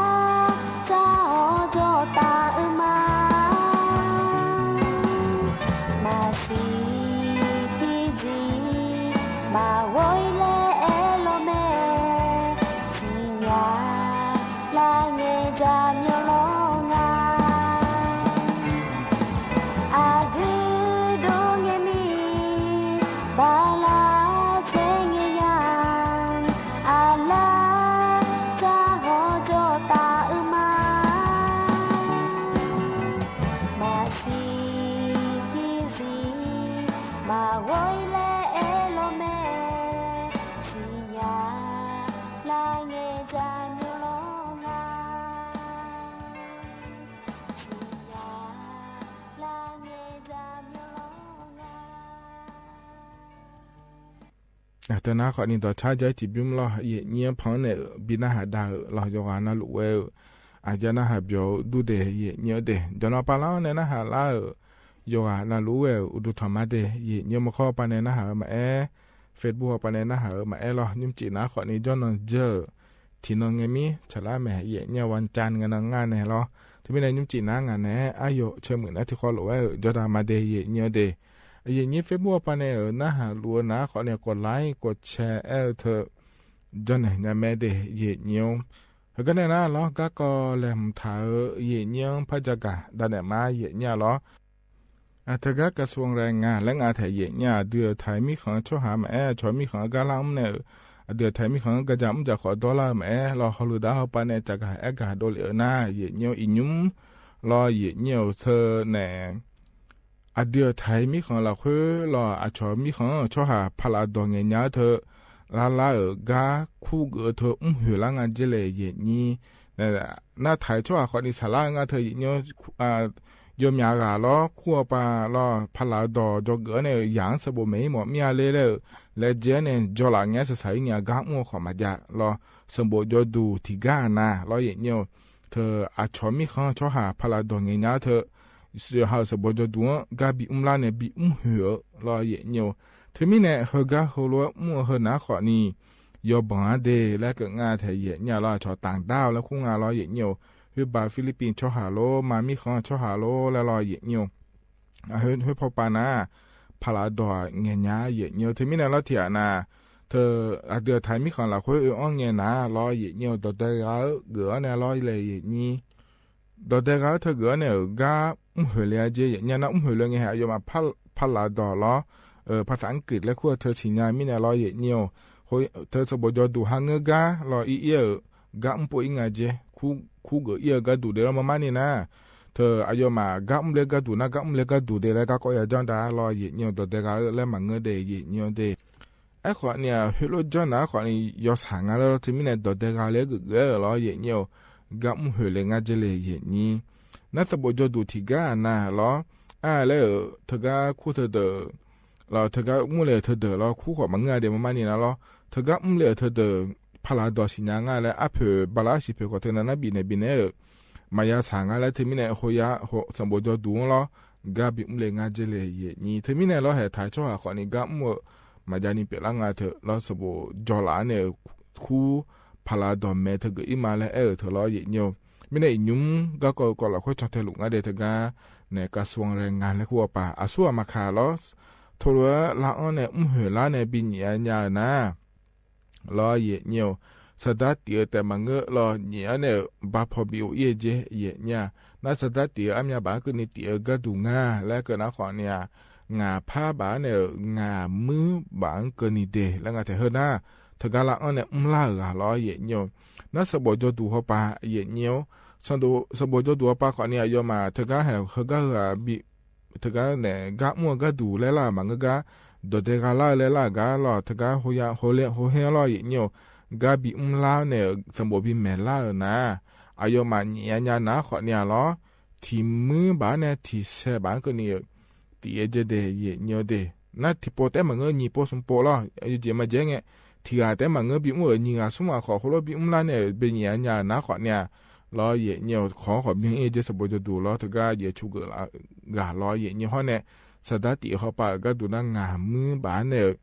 นี่เสบานก็นี่เดแล้วงาเทียเนี่ยรอที่มีเนี่ยเฮก็เฮก่อนนะรัฐบาลปะรอเลเจเนี่ยนี่ถึงก็คู่จอลาเดรอคู่พลาดอพอปาเมเธอจอลาเดก็ยังมึงอย่าพายถ่ายช่อหาก็ดูแต่บิมัวแล้วยังถ่ายรัวรอยังมึงเกินเนี่ยก็ดูเฮก็ชอบมีคนในหัวล้มมาบิมัวล่าก็ดูรอเลเจเนี่ยเนี่ยชอบบ้านเนี่ยก็ดูง่ายเดแล้วจากเอกาด้านนั้นเนี่ยบิสิบิกามาเดยเนี่ยเด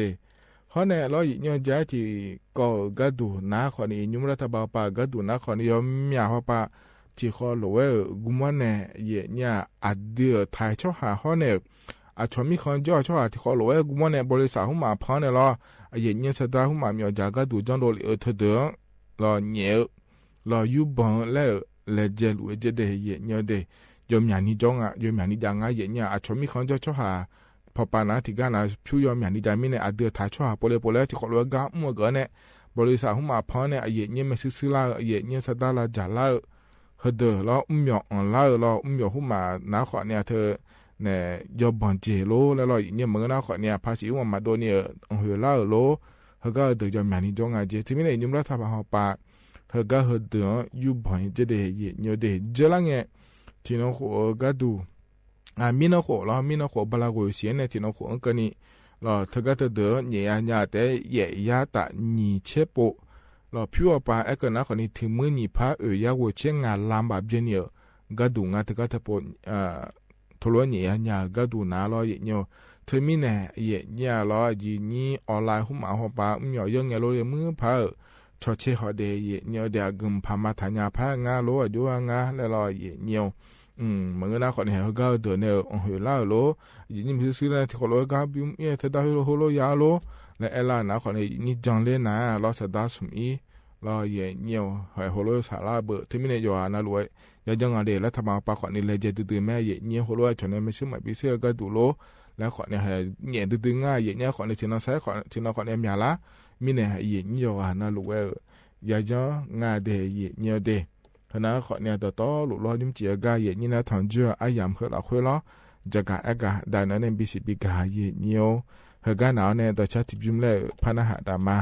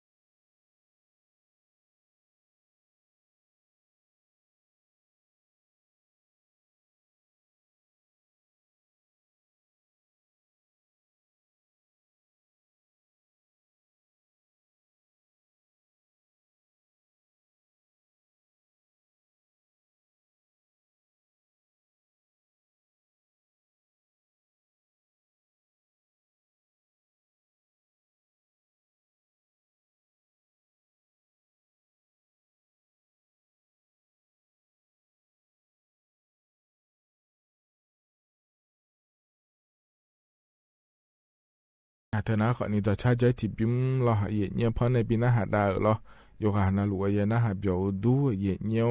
เฮกันเนี่ยนะยามเฮกันหาเจล่าเหอะเหรอเยเนี่ยเวเพอเชเพอเบียนี่นะขอเนี่ยอายชากาและพอเนี่ยปีหน้าหาดามาเดเฮกันอายามจีนะขอเนี่ยก็อีมาโยกหานาลูเวอุจิอยู่เมื่อเดเยเนี่ยคันนึงสอนราคาแช่ตานี่ทุลาวเนี่ยรอนาลีเย่หลานเนี่ยเวหลังเกินนี่เหรองานเนี่ยอายุเชื่อมือเนี่ยที่ขอรู้แล้วพัฒน์จุลมาเดนิมจินะเฮกาพอในปีหน้าหาได้นะก็อีมาล้ออุดุธรรมะ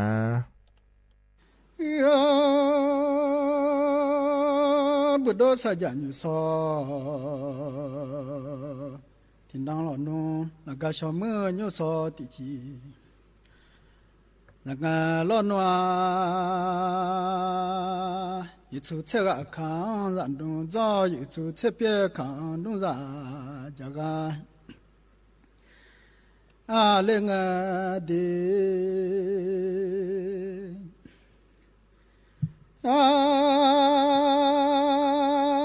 ชอสงสีดอกา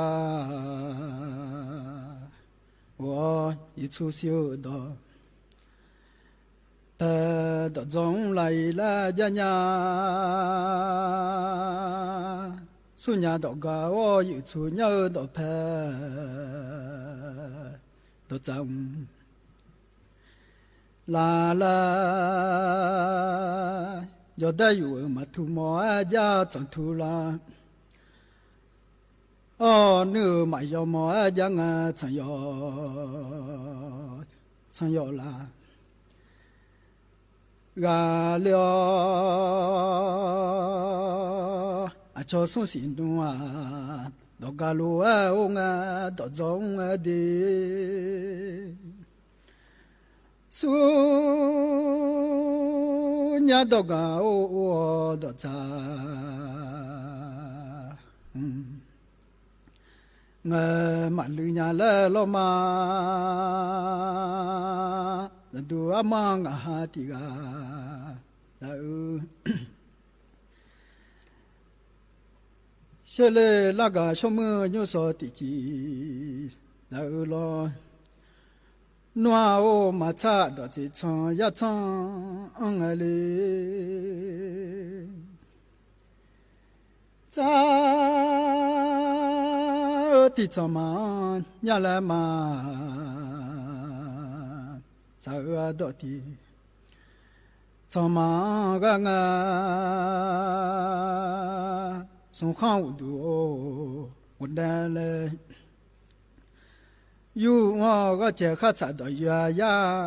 ดากาเลมาหูยาเดนี่มาทุ่งเชญาเลมาหูชดอเดนี่มาทุ่งเชยลัวโอเดนี่มาบอเชยังบุโดสัญญาญ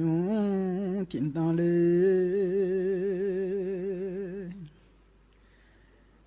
ยา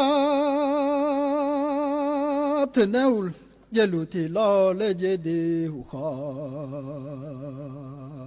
เยลูที่ล้อเพื่อนหูจอเยลูมีชาดากาเลงาเยลูมีจานุอาชาตูเดโบลาโอเยลูมีเชื่อหัวทองเยแค่จากาเลงดี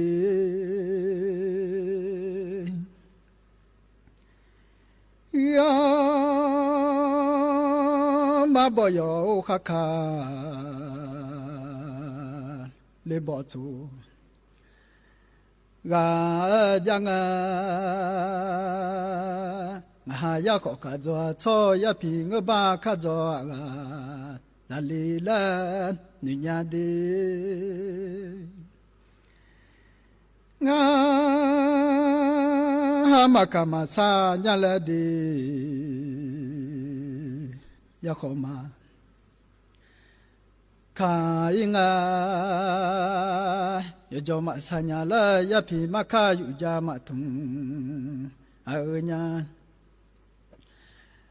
လာကြငါလောကြီးချလေရကလကလေးငယ်ဒီချာ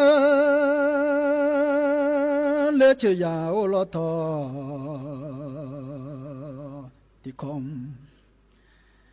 ကလည်းငါရတဲ့ရဇာမြင့်မဒုခောဇာလေလာအော်နာဘုဒ္ဓစံကြညွန်းတင်တန်တေယာဖိဘောငဘာဟိုယာမာနော်ညိုလိုအရတဲ့ဖိပါယာမာနာဘောလိုအဖြစ်စီယာမာနာဘဲလိုအကြငါဒီ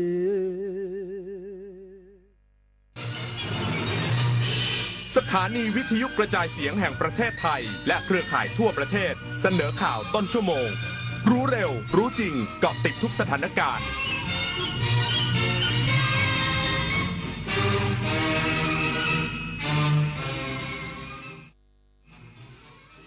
รับฟังข่าวต้นชั่วโมง 22 นาฬิกากับพิญญรุ่งสมัยหน่วยงานด้านความมั่นคงพร้อมประสานงานกับจีนและเมียนมาและนำเทคโนโลยีเข้ามาร่วมแก้ไขปัญหาแก๊ง call center อีกสักครู่กลับมาติดตามรายละเอียดครับถนนดนตรีไลฟ์เดือนกุมภาพันธ์การกลับมาของเสียงเพลงความหวังความรักกำลังใจ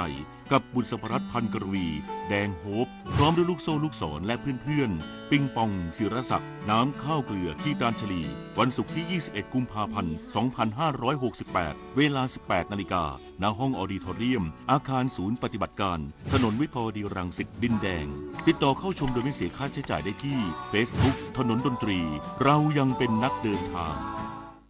คนชอบตื่นเช้าฟังข่าวตอนเช้าให้ทุกเช้ามีสาระตีของร้องข่าวสื่อสารตรงถึงชาวบ้านในทุกพื้นที่ผ่านหอกระจายข่าวทั่วไทยจากการจับมือกันแน่นของกรมประชาสัมพันธ์และกระทรวงมหาดไทยออกอากาศทุกวันเวลา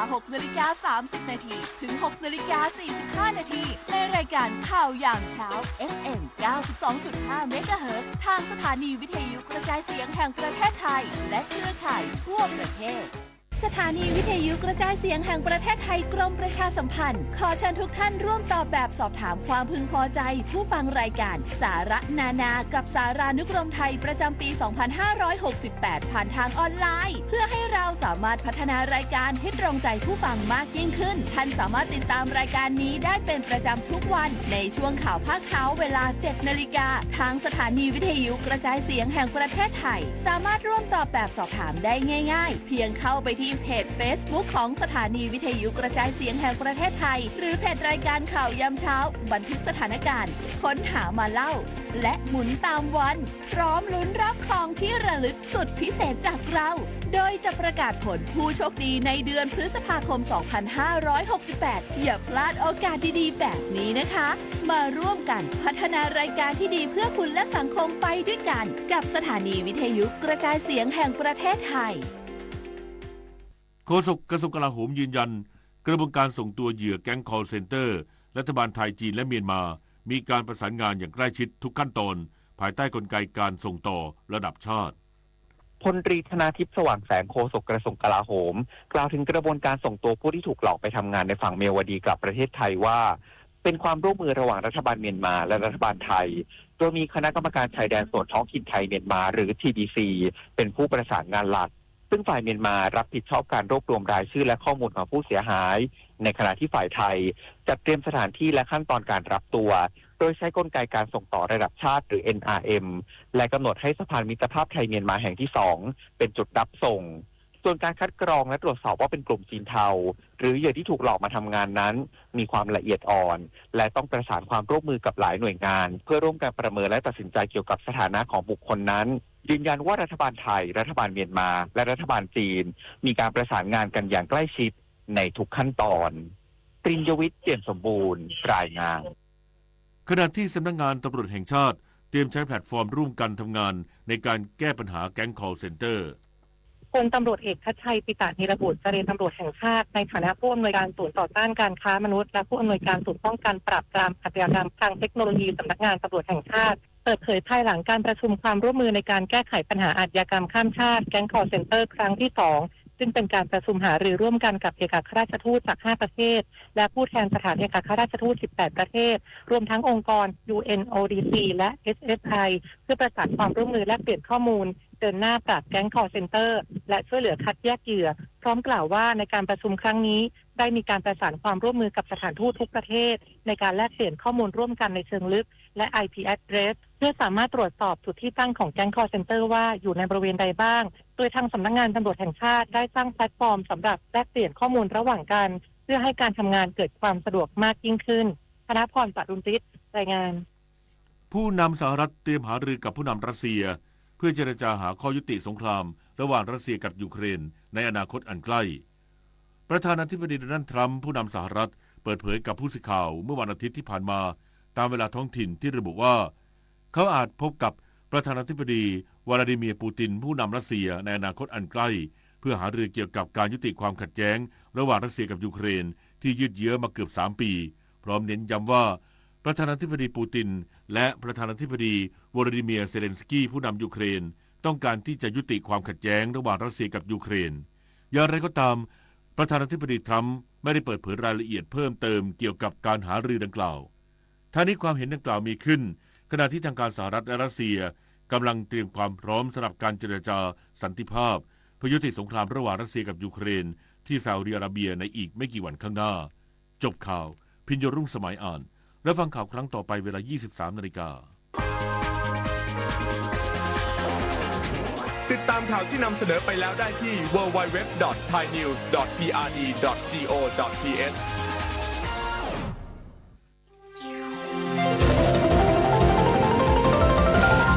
วิทยุแห่งประเทศไทยให้ความรู้คู่ความสุข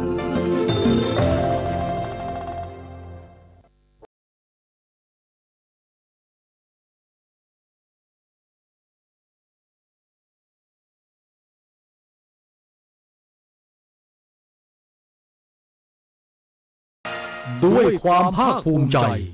ในศาสตร์ของการดูแลสุขภาพของแพทย์แผนไทยสถานีวิทยุแห่งประเทศไทยร่วมกับโรงพยาบาลเจ้าพระยาอภัยภูเบศรจังหวัดปราจีนบุรีภูมิใจเสนอรายการสุขภาพดีวิถีไทยสุขภาพดีวิถีไทยหลังข่าว 4 ทุ่มถึง 5 ทุ่มร่วมภาคภูมิใจได้ที่นี่วิทยุแห่งประเทศไทยพร้อมเครือข่ายทั่วประเทศ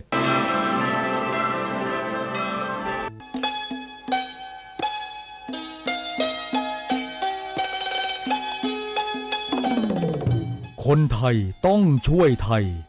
จากชาวนาไทยผลิตข้าวอินทรีย์จังหวัดยะโสธรสู่กระบวนการหีบเย็นภายใน 24 ชั่วโมงเพื่อให้ได้น้ำมันรำข้าวที่มีสารอาหารครบถ้วนบรรจุภายในแคปซูลนิ่มน่ารับประทานน้ำมันรำข้าวจมูกข้าวอภัยภูเบศรผลิตภัณฑ์เสริมอาหารช่วยชาวนาไทยคนไทยสุขภาพดี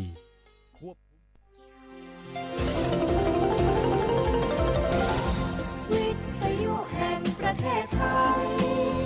ให้ความรู้คู่ความสุข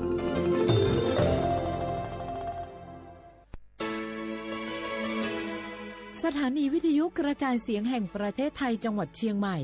AM 1476 กิโลเฮิรตซ์สถานีวิทยุภาคภาษาชาติพันธุ์แห่งเดียวในประเทศไทยที่มีความทันสมัยเชื่อถือได้สร้างอัตลักษณ์กลุ่มชาติพันธุ์สู่สากลนกกระดาษจากทั่วภูมิภาคที่คนไทยทุกคนช่วยกันพับขึ้นมาส่งไปแจกจ่ายให้กับพี่น้องชาวไทยใน3จังหวัดภาคใต้ย้อนกลับไปเมื่อปี 2547 รัฐบาลในสมัยนั้นมีแนวทางยุติความรุนแรงด้วยการเชิญชวนคนไทยทั่วประเทศพับนกกระดาษกว่า 62 ล้านตัวนำไปโปรยจากเครื่องบินสู่พื้นที่3จังหวัดชายแดนใต้เพื่อเป็นสัญลักษณ์ถึงการรวมพลังของคนทั้งประเทศที่ได้ส่งแรงใจให้กับคนในพื้นที่จังหวัดชายแดนภาคใต้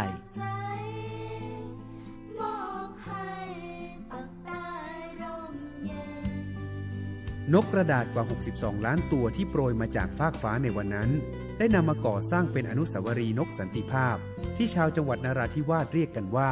วงเวียนนกผ่าน มาแล้วกว่า 20 ปี อนุสาวรีย์นกสันติภาพยังคงตั้งตระหง่านและกลายเป็นสถานที่จุดเช็คอินของนักท่องเที่ยวแม้ว่านกสันติภาพตัวนี้จะไม่สามารถส่งเสียงได้แต่ก็คือสัญลักษณ์แห่งความหวังด้วยหวังว่าวันหนึ่งบ้านเมืองจะกลับมาสงบสุขและมีรอยยิ้มอีกครั้งสันติสุขชายแดนใต้สร้างได้โดยสันติวิธีโครงการสร้างความเข้าใจและประสานความร่วมมือทั้งในและนอกจังหวัดชายแดนภาคใต้สำนักประชาสัมพันธ์เขต 3 กรมประชาสัมพันธ์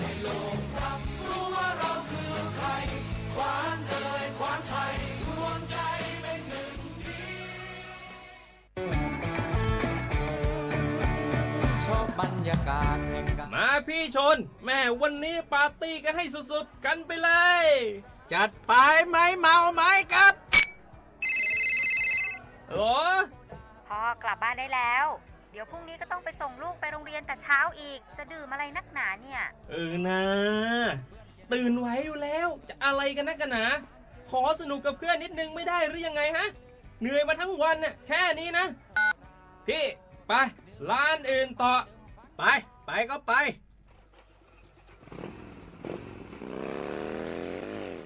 เฮ้ยพี่ทำไมรถคันนี้มันขับช้าจังเลยเนี่ยแซงไปเถอะแซงเลยแซงไฟแดงอ่ะฝ่าไปเลยพี่ตรงนี้มันไม่มีกล้องไม่โดนจับชัวร์เอาวะไปก็ไปเฮ้ยพี่ระวังรถ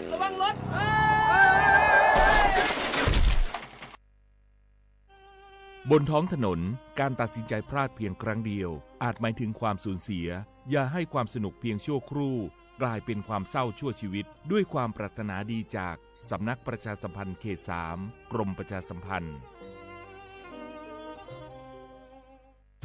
30 บาทรักษาทุกที่เจ็บป่วยเล็กน้อยอาทิมีไข้ไอเจ็บคอปวดข้อเจ็บกล้ามเนื้อใช้สิทธิ์บัตรทอง30 บาทปรึกษาเภสัชกรและรับยาตามอาการ32รายการไม่เสียค่าใช้จ่ายเพียงยื่นบัตรประจำตัวประชาชนที่ร้านยาที่มีสติกเกอร์30 บาทรักษาทุกที่หรือร้านยาคุณภาพของฉันให้บริการดูแลอาการเจ็บป่วยเล็กน้อยสอบถามเพิ่มเติมโทร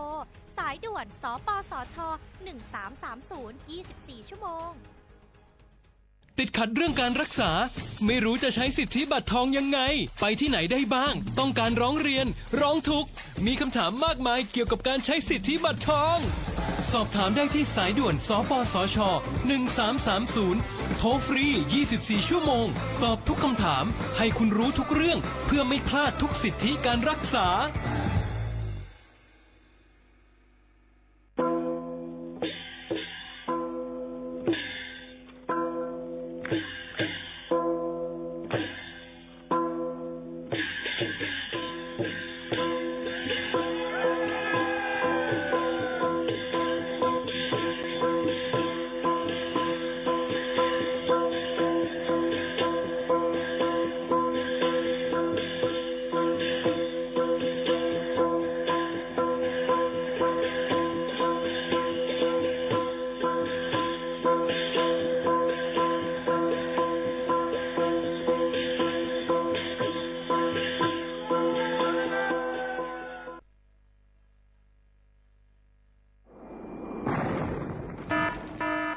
เจดอนเก้งใหม่ย้อนตั้งโฮมมือกูฝ่ายเงื่องแวลองเผาป่าไม่ถึงคือไห่สวนตอนตาที่ลดย้อมหมอกก้อนกล้องในจันล้มจอมหนังคอปืนเผาไว้หนังฮือเตกุ้มทิ้งลองเผาในหลายๆพื้นที่ลอยอ่ำปันเผาสังเสอิดตาที่เฮ็ดเฮาจันล้มอ่ำมิกหมอกก้อนกล้องก้อนโม PM 2.5 เตเอาเนื้อวันที่1เดือน1 2 5ปากปลาย68ต่อถึงวันที่15เดือน5 2 5ปากปลาย68สั่งว่าหลูไล่เผาในจึงเตไล่ลงเส้นหมายย้อนขว้างตีแอปพลิเคชันไฟล์ดีไล่อยู่ค่ะสั่งป่นเป็นเดญาตามตบคอกและไม่ตามเงินอ่ำป่น2เหงหาปากวัดอ่ำนั้นตั้ง2อันเก้งใหม่ปันเฮียงดาได้ใจเทคโนโลยีดาได้เพียวกวยอยู่ยุกยักและไม่ดอกในให้ในสวนหนังหือลองเผาป่าไม่เตลดย้อมและเฮ็ดให้สภาวะฟิงตื้นเป็นจืนสลีดาดยินยาวข้าวหึงสั่งทั่วพันลองเผาในปืนตีหามเผาอ่ำนั้นทั่วพันคนเฮ็ดพิษกับสืบเติงลาดกว่าได้ดี0531128808อ่ำนั้น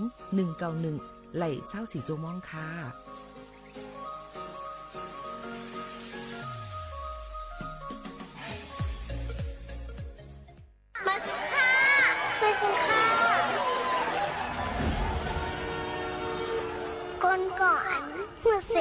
ฮ็ดไหนเหมือนก้อนมีสายตาแรงกล้วยกะกินพุดขาพุดไว้กวนเอาหูสำเฮ็ดนั่นซ้ำเหมือนก้อนตาบอดตินมือสมีอยู่กับเปิดไหนปอใครเป็นก้อนสายตาแรงก้อนมีติ่นมีมือไหนซึ้ง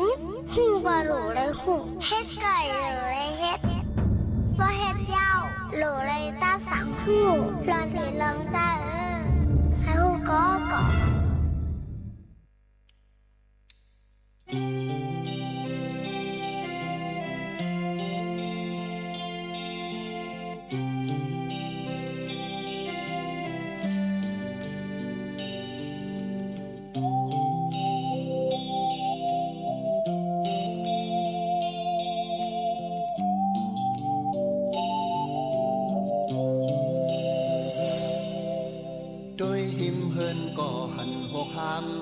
ด้วยเนื้อเฮินก่อหันเหมือนเฮินเป่าด้วยจกหูไหลหันสิมปกด้วยจอมเฮาไหลหันพายกยาดกสุขเศร้าเฮินเกิงใจขาบ้องเดียวพายันอันจะเป็นเฮินก้นเฮาเศร้าอยู่กงตึกมีก้นสั่งอยู่โล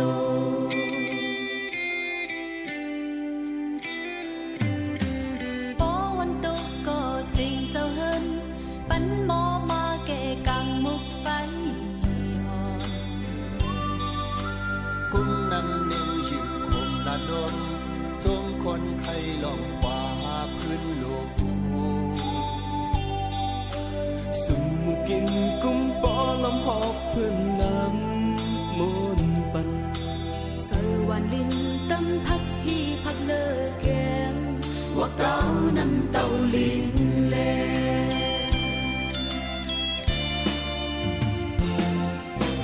เฮินหลังในลุกตีละมา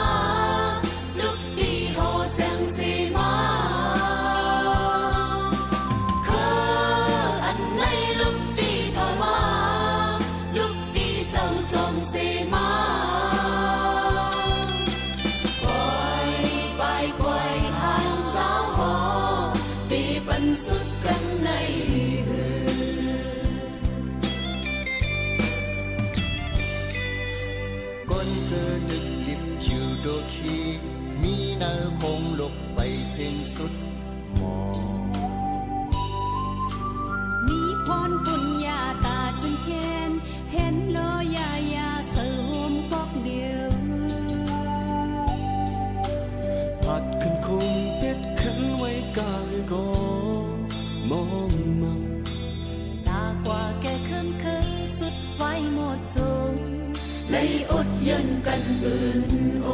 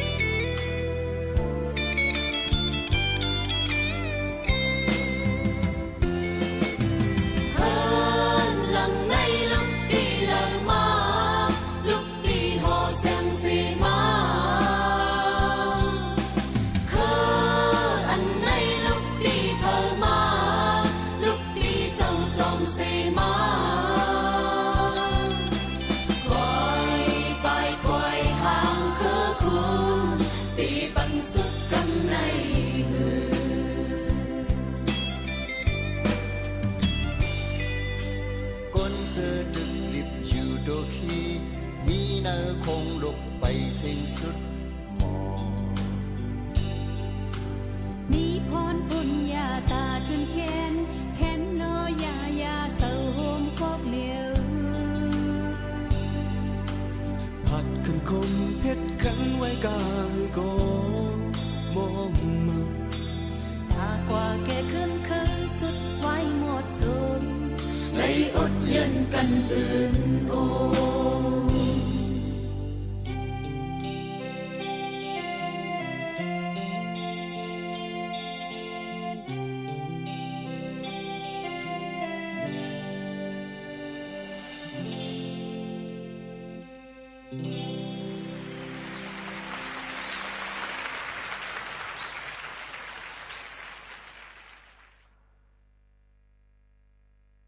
เหมือสูงค่าเหมือสูงพี่น้องผู้ยินถ่อมเสียงได้ตั้งเสียงกูก็กูเกิลค่ะเฮาขามาทบกันดีเนอร์ตอนการห้องปล่อยเสียงเก้งใหม่ AM 1476กิโลเฮิรตซ์ค่ะปืนปล่อยเสียงกูวันๆข้าวยาม10 โมงถึง 11 โมงกลางในเลยกลางค่ำอยู่จอมขาวหมู่ขาวนุ่นค่ะออกครบทุบจอมพี่น้องเขาค่ะเมื่อในพี่น้องเขาเตเลยหันว่ามีปีๆเขาตั้งก่อมวันนี้นะคะตีหนึ่งนะคะมาแอวยักเยี่ยมด้วยที่ห้องปล่อยเสียงสวทเขาข่าวว่าการจัดรายการการอ่านข่าวการลาดล็อกไล่ซึ่งหือในมีพี่น้องเขามาอยู่10 ปลายในขนมเมื่อในก็เตเลยหันภายตั้งหลังที่หมู่ขาวนุ่นในขนมก็เตเลยหันห่างลีห่างงามกันในค่ะเพิ่นก็มาเลยเพี้ยนด้วยที่ห้องปล่อยเสียงในนั่นค่ะในก็เป็นตอนนึงที่ห้องปล่อยเสียงเขาค่ะข่มโจมฮับตอนพี่น้องเขากูตีกูตั้งเอามาได้เป็นลูกเห็นเอามาได้เป็นก้นเหตุการณ์จึงจะไหนเอามาได้เป็นเจ้าคือจะไหนค่ะก็มายักเยี่ยมตัวที่ห้องปล่อยเสียงเขาค่ะอะไรเหมือนกันในค่ะเมื่อในก็ถึงมาในวันจันทร์ที่17ค่ะเดือนธันวาคม2แห่งปลาย25ปีพุทธศักราช2แห่ง5ปากปลาย68ปีใต้2แห่ง1ปากปลาย19ปีก็จาน1แห่ง3ปากไว้86คู่ค่ะเป็นเรือน3รอง5คำในวันเมื่อในค่ะเนาะอยู่จอมขาวผู้ปืนเผาและผู้เจ้ารายการหมู่ขาวน้นสุภาวันเชื้อสารวินเป็นอ้อยก่อไอเซปอแม่ปีน้องๆเขาค่ะโซกาย่ำพ้องแต่เร็วค่ะพี่น้องเขาก็ตีใครบอกรัดปันปอแม่พี่น้องเขาเกี่ยวกับเลยลองว่าให้ฟังกันไว้ลองปันเผากูลองแต่เอาวันที่1เดือนธันวาคม1ต่อบ่ถึงวันที่15เดือน5 2แห่ง5ปากปลาย65หนังฮือบ่ตีมีหมอกก้อนกองก้อนโม PM 2.5 แล้วก็ตุ้มเตอร์ต่อไปอยู่ลีเฮาค่ะลองในลำลองขนาดพี่น้องเขาย้อนเปิ้นนั่นแหละห้องปล่อยเสียงเฮาค่ะและกูตีกูฝ่ายเตเลยโฮมมือกันหนังฮือบ่ตีลดย่อมลองหมอกก้อนกองก้อนโม PM 2.5 ในค่ะแต่ลิวอันกันลือใจถ่อมด้วยเพียงความหวานหูถูกใจกันก่อนย้อนบ่ว่ามีปีเขามาแอวยักเยี่ยมตัวดีห้องปล่อยเสียงในเฮาค่ะดอกที่ขึ้นอุบกันแห่งกำนึงค่ะ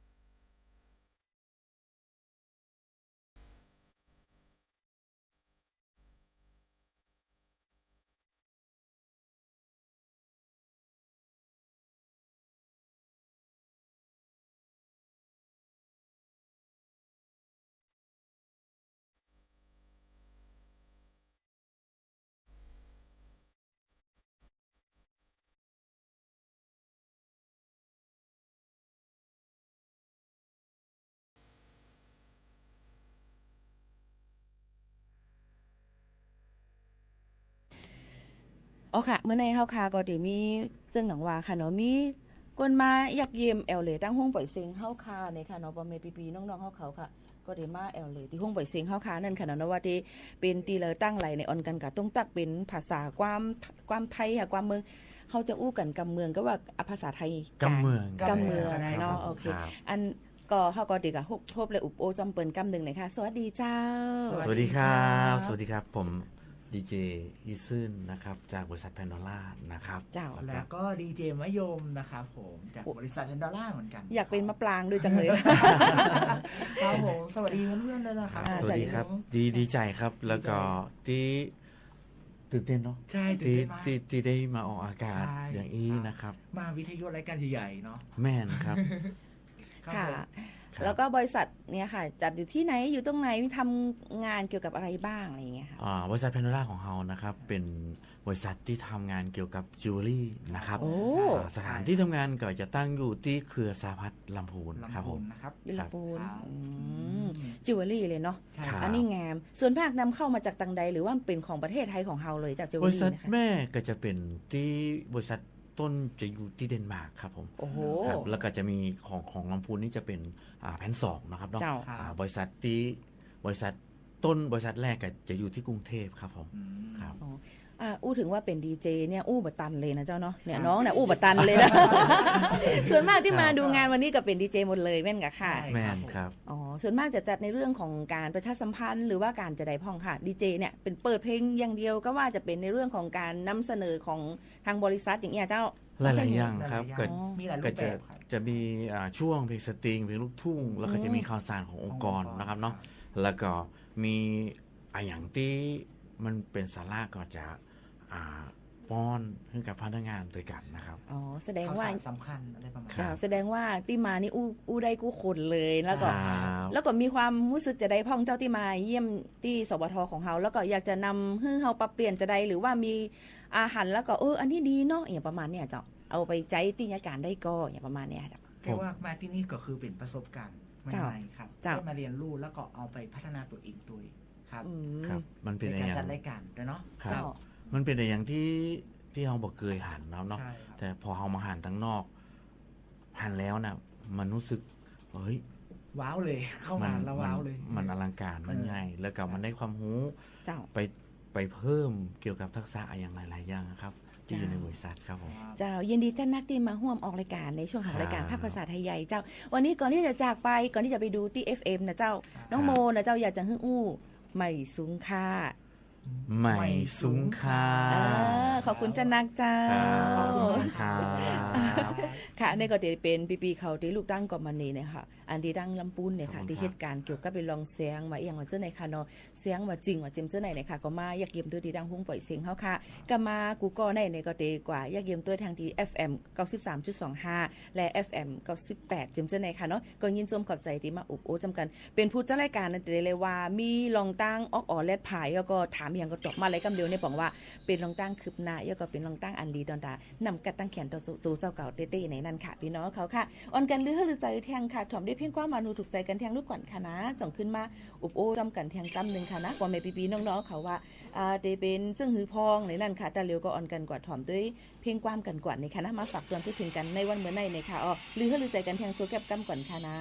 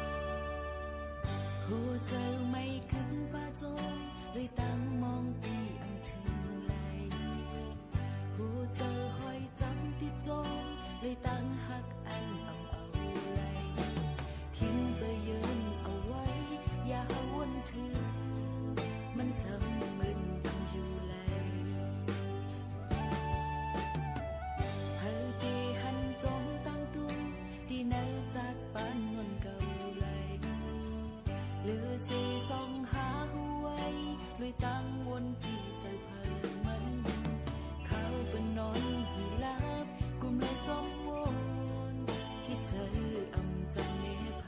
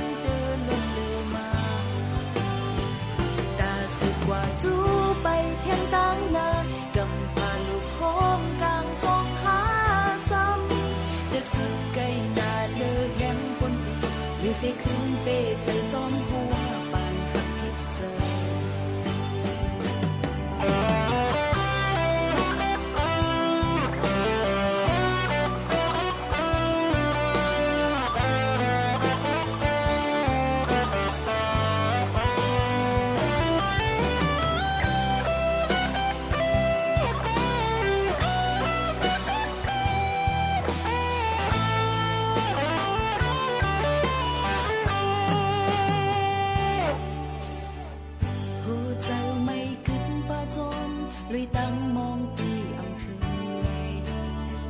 ผู้เจ้าถอยจับที่จงเลยตั้งหักอันเอาเลยกินจะยืนเอาไว้อย่าให้วนถึง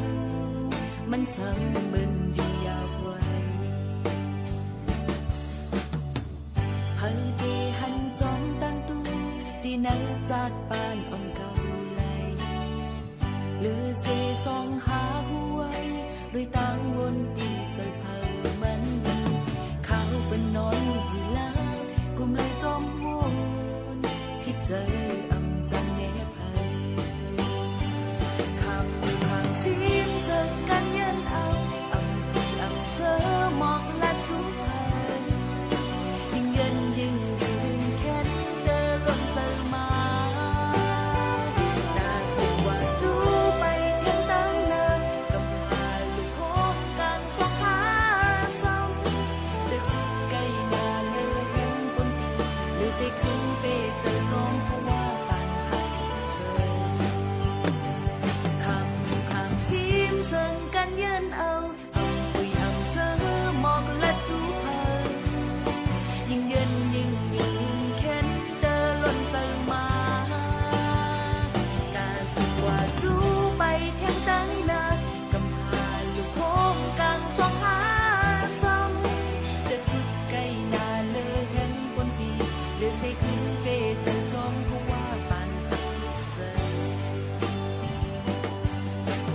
สุดไกลนาเลยแห่งปนตีเลยสิขึ้นไปเจอจอม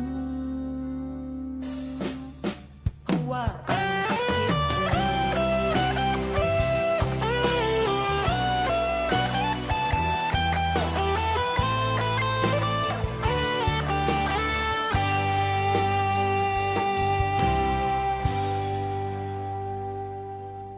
เอาค่ะพี่น้องเขาค่ะฮับถอมตีห้องปล่อยเสียงเก้งใหม่ AM 1476กิโลเฮิรตซ์ในค่ะเนาะเขาค่ะปืนปล่อยเสียงตั้งเรดิโอออมล้มค่ะย่อกับปืนปล่อยเสียงตั้งออนไลน์พร้อมกันกว่าจอมการกำเร็วในนั้นค่ะพี่น้องเขาค่ะยังพ้องแต่เร็วมาถอมด้วยข่าวเงากันอีกอ่อนนึงค่ะพี่น้องเขาค่ะข่าวไทย TNN เขาเตรียมไม่ว่าลงปองจึงตั้งเมืองจึงไทยในยุคจันตาตีเพียวล่าง8จุ่มจ้าแผ่นอันแลนเนอออนไลน์นั่นเฮาหมดไว้แล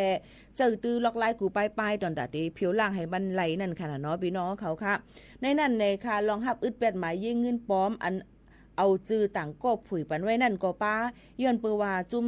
จะแผ่นเขาในค่ะหลอกเงินตีเป็นเหยื่อก็ย่าแหละนั่นเสียเยาก็โกเปิ้นฮู้และเขาเป็นเพอในแหละจังจ้างเปิ้นผุยปันหมายยิงเงิน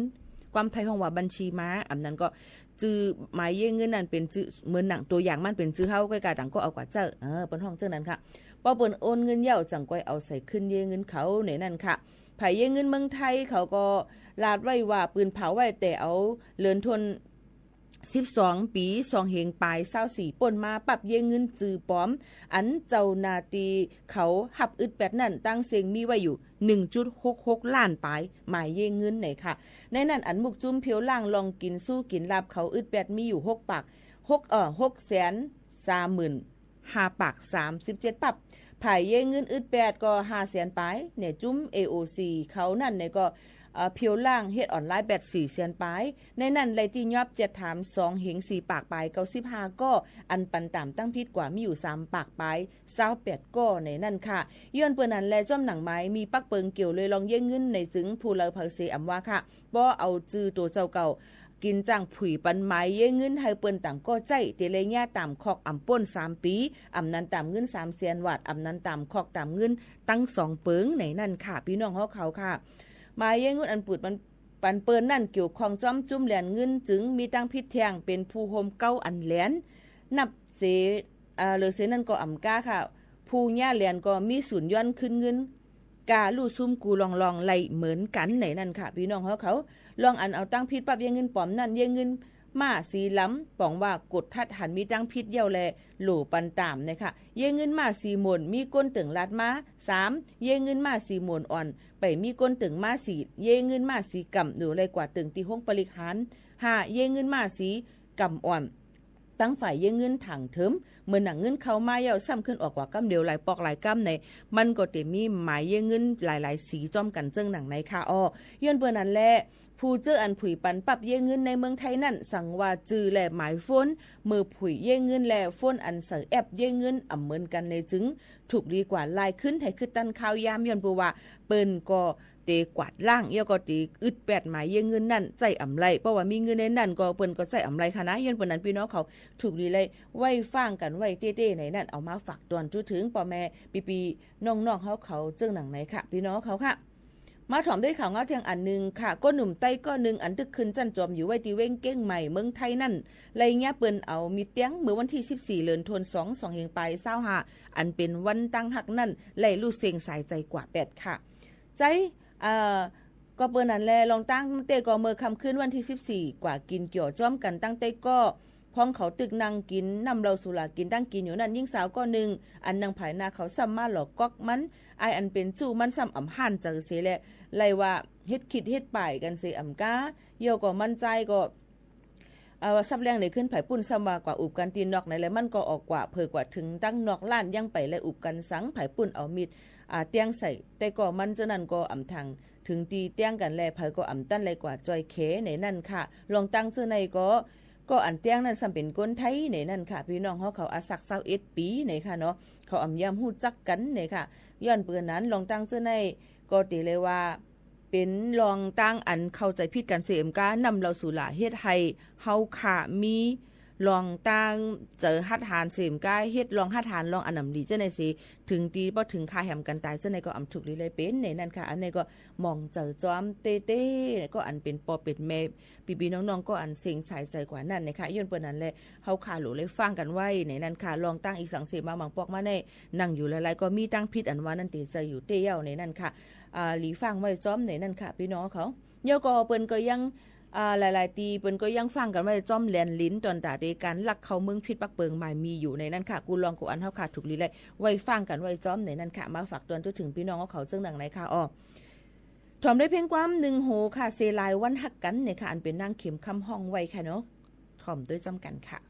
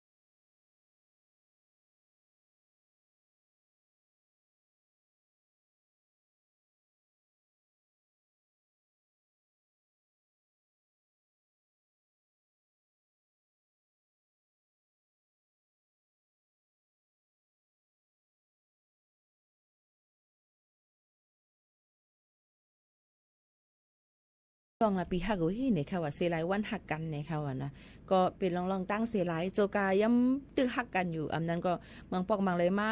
ลิดมอเลยกักตกตักกันนิดอ่อนนึงเนี่ยก็รู้เลยหมอปล่อยว่างปันกันค่ะมือพ่อเฮาค่ะมีล้มทุยเจออยู่ในอำจะว่าเด็กกว่าลาดเขาว่าเฮาฮักสูมือมันเทิงกว่าแปดในนั้นค่ะนั้นเป็นจังไหนค่ะลองตั้งจังไหนก็รู้เลยหมอฮักกันเนี่ยนะคะอย่าไปเฮามันเป็นลองอันเซไลเนี่ยค่ะมือมีอยู่นั่นเนี่ยมืออยู่จ้อมกันอยู่นั่นเนี่ยก็รู้เลยมอป่องใจกันดูเลยมอเอากันว่าป้ากันเป็นเขาเย็นเขาป้ากันอุ่นนั่นนะค่ะพี่น้องเขาค่ะเนี่ยก็มาฝากกันค่ะค่ะเป็นก้นไตค่ะเอานะพี่น้องเขาค่ะยก็อ่ำใจเฉียมมาเนี่ยค่ะเนาะเขาขายเหตุการณ์หับการคุณค่าคนเมืองอโจยาดังเมืองจึงไทยในนั่นค่ะมันก็เต็มป่องเจอค่ะเนาะถามมาอรู้อีหยังกลมหูเนี่ยค่ะนะเหตุการณ์ที่ห้องปล่อยเซ็งเก้งใหม่ AM 1476กิโลเฮิรตซ์ในนั่นค่ะพี่น้องเขากูวันจันทร์บนเดลัยใส่บันเซอร์โคอันเหตุการณ์มันก็เต็มมีหลายๆฝ่ายค่ะสีมันก็เหมือนกันแต่ว่าฝ่ายมันเต็มเหมือนกันเนี่ยค่ะมาได้เป็นไม้มันหาเจอในหมอกมันหาเจอในมันเต็มเหมือนกันค่ะเนาะยันวันนั้นแหละวันจะว่าภาษาเจอในได้เป็นคู่ได้เลยเป็นมอซอนได้เลยเป็นอันนั้นเมียวเหลียวก้อยเนี่ยค่ะมันจะเป็นหลายๆฝ่ายเป็นเหตุการณ์อันค่าคุ้นมึงอันนั้นก็หับการคุ้นอันเป็นว่ากันนั่นในนั่นค่ะว่าเป็นความไทยก็ถึงว่ารับราชการทำงานราชการเนี่ยนั่นค่ะก็เป็นเหตุผายมันก็เลยว่าเหตุการณ์อัจฉริยะจังหวะในค่ะเนาะพี่น้องเขาค่ะแค่นป่องเจอปัญญานำเสกัมค่ะหน้าพี่น้องเขาค่ะมาด้วยแทงเลยค่ะพี่น้องเขาเนื้อปี2เฮงปลาย24นั่นในกุนเขียวเอเชียในเมืองมันเป็นเมืองอันมีลองกินสู้กินลับน้ำเหลือที่สุดหมาย1ใน1ปากปลาย80เมืองค่ะเหลือเนอลุมฟ้าในซ้ำเมืองมันมีไว้ตีจัน1ปาก68ในจุ่มกดทัดลองกินสู้กินลับโตลุมฟ้าเขานั่นให้งานว่าไว้จึงหนังไหนค่ะก็เปิ้นนั้นแลจุ่มอันให้งานในก็ปักลักไว้อยู่ที่เมืองจามานีค่ะเนาะจุ่มเขาในอิงเหนือข้อมูลเยเงินลุมฟ้าตั้งป้ายหมักมีเขานั่นเสคอทัดสางผู้ลงเรียนอีกป้าตั้งตรงวงการป้ายหมักมีเงาไล่ลองกินสู้กินลาบในลุมหลงปองจึงเจ้าในเสมักมันจันทานลองกินสู้กินลาบกันนั่นจึงเมืองเจออ่ำมีลองกินสู้กินลาบนั่นตีไล่วาก1ปากเต็มในนั่นเมืองมันไล่16วากก้วยเมืองอันมีลองกินสู้กินลาบหรือเสเปิ้นสุดในลุมฟ้าเป็นเมืองเดนมาร์กที่2เป็นเมืองฟินแลนด์และที่3เป็นเมืองสิงคโปร์หรือเสนั่นเตเป็นเมืองนิวซีแลนด์นะคะลูจินบักนอร์เวย์นะคะสวิตเซอร์แลนด์เขาจะในค่ะเนาะเมืองไทยในอันเป็นเมืองติดจับเมืองมานแต่ก็อยู่ไว้ที่หมาย1ปากปลาย7ในนั่นค่ะก็เปิ้นนั่นแหละจึงเมืองจะมีลองกินสู้กินลับนำแห้งหรือเสเมืองมันซ้ำเป็นเมืองโกเลียห่องลิเบียนะคะเนาะแล้วก็เยเมนแล้วก็เมืองสูดานเมืองจานปดตั้งจานจึงหนังไหนค่ะย้อนปนั้นเมืองมันก็ถือว่ากินสู้กินหลับน้ำก็จะเรียกว่าเพราะว่ามีเสียนมีสายในนั่นก็เปอร์เซ็นต์ใหญ่ก็มันก็ตีไล่เข้าเหตุการณ์จังนั้นมันได้มีกินสู้กินหลับกันกินจิกจอกจอกในกันจึงหนังไหนค่ะย้อนปนั้นแหละจังว่าปีน้องตั้งอันอยู่ตั้งเมืองโฮมตุ่มเมืองมันและจอมแลนลินเจ้าไหนก็ตีใกล้เปลี่ยนว่าจังไกป่อมีมาลองการเหตุการณ์จอยแถมนู่นนี่นั่นมันก็จะมีว่าเพราะว่าดีกว่าเฮ็ดวัดเฮ็ดไว้ในอาคารกับเฮ็ดเอาเงินปันมันลากะหือก็ไรเอาต้องก็มีมากกว่าอันหับเฮ็ดวัดเฮ็ดไว้ปันพี่น้องเขาแนวค่ะเพราะว่าปันเปิ้นกว่ารายงานตัวเอาก็คันกว่าน่ะปันเปิ้นเฮ็ดเอาล่างเสียเงินกะหือกล้วยเนี่ย1ก็200ในเท่าว่าตัวอย่างมัน10ก็2,000จนด้วยคารุติไรจึงหือเป็นจังหนังในก็เปิ้นนั่นแหละลองกินสู้กินลาบกันนั้นมันมีอยู่กูตีมันเอาคันว่าได้ก็เอาโลเสียเงินนำหนานี่ค่ะเนาะว่าในขณะพี่น้องเขาค่ะข่าวว่นว่านายข่าอยู่ที่เฮือนนั่นถ่อมอยู่ย้อนเฮาปีโมข่าวโน้นฝากความใจถึงเสกัมค่ะอันในข้อความบางอันปีโมข่าวโน้นตั้นขึ้นค่ะเนาะในเป็นค่ำลาวเนี่ยค่ะเนาะจ่องใจค่ะฝากความอยู่ลีกินวันบันทีเฮือนเนี่ยค่ะเนาะใจอยู่เนาะเยอะก็ได้มีเที่ยง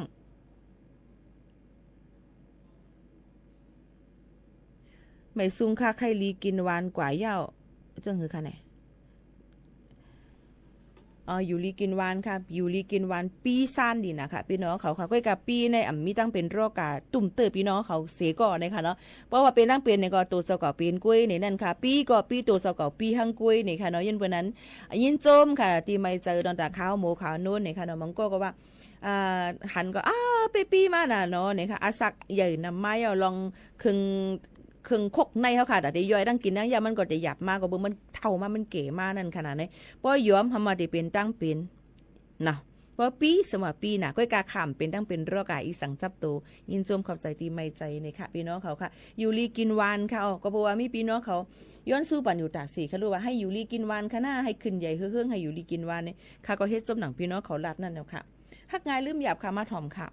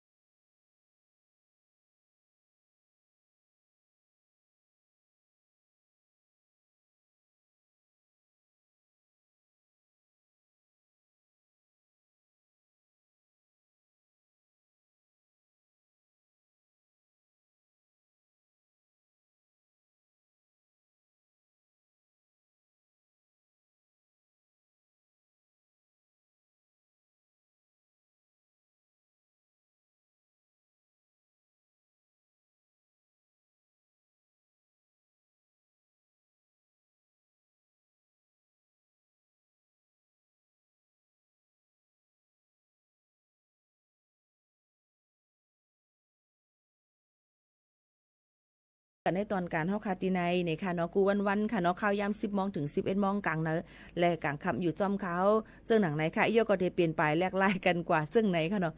เหมือนในกำตักว่าเป็นคู่สอนหมอสอนที่ไปเจอในคณะอ่ำใจคู่สอนในนั่นค่ะเป็นเหตุการณ์หับค่ะคุณเมืองตั้งเมืองจึงไทยในเนี่ยค่ะโยก็ใช้ซีเจอในอ่ำหนุนใจว่าเดี๋ยวเลยเป็นคู่ค่ะนะมันจะมีหลายกระทรวงหลายห้องการหลายฝ่ายค่ะพี่น้องเขาค่ะยื่นวันนั้นแหละเป็นป้ายว่นใหม่ค่ะนะอ่ำใจว่าใส่จึงในเดี๋ยวเป็นคู่สอนหมอสอนกุ้ยในค่ะเนาะพี่น้องเขาค่ะเดี๋ยวเป็นห้องการภายหับการขุนอ่ำนั้นก็ค่ะขุนเมืองตั้งเมืองจึงไทยค่ะพี่น้องเขาค่ะโยก็หมายมิกมาเลยอย่างเจ้าในมันเต็มเหมือนกันค่ะเนาะพี่น้องเขาค่ะแค่ดอกป่องเจอวันใหญ่นำเสกัมค่ะพ่อแม่พี่น้องเขาค่ะตื่นค่ะตื่น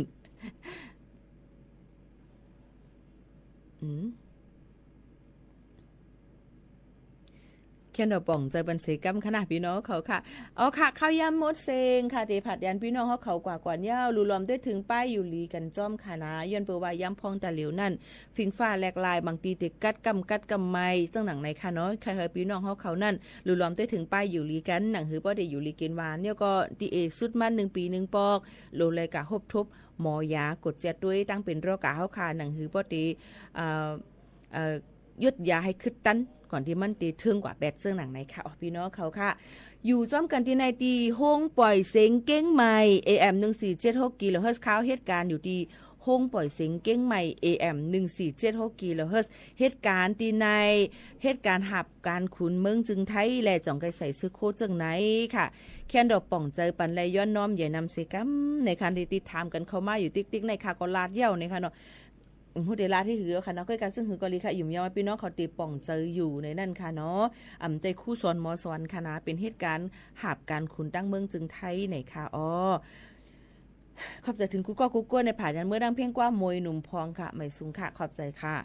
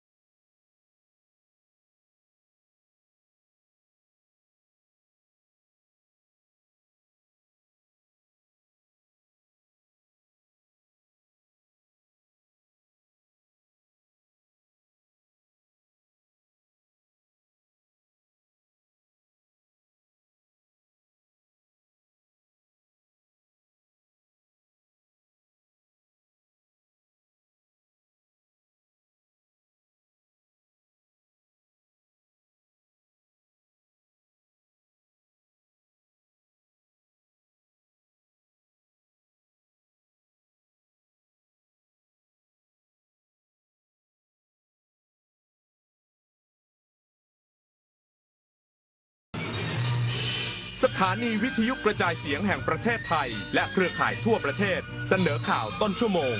รู้เร็วรู้จริงเกาะติดทุกสถานการณ์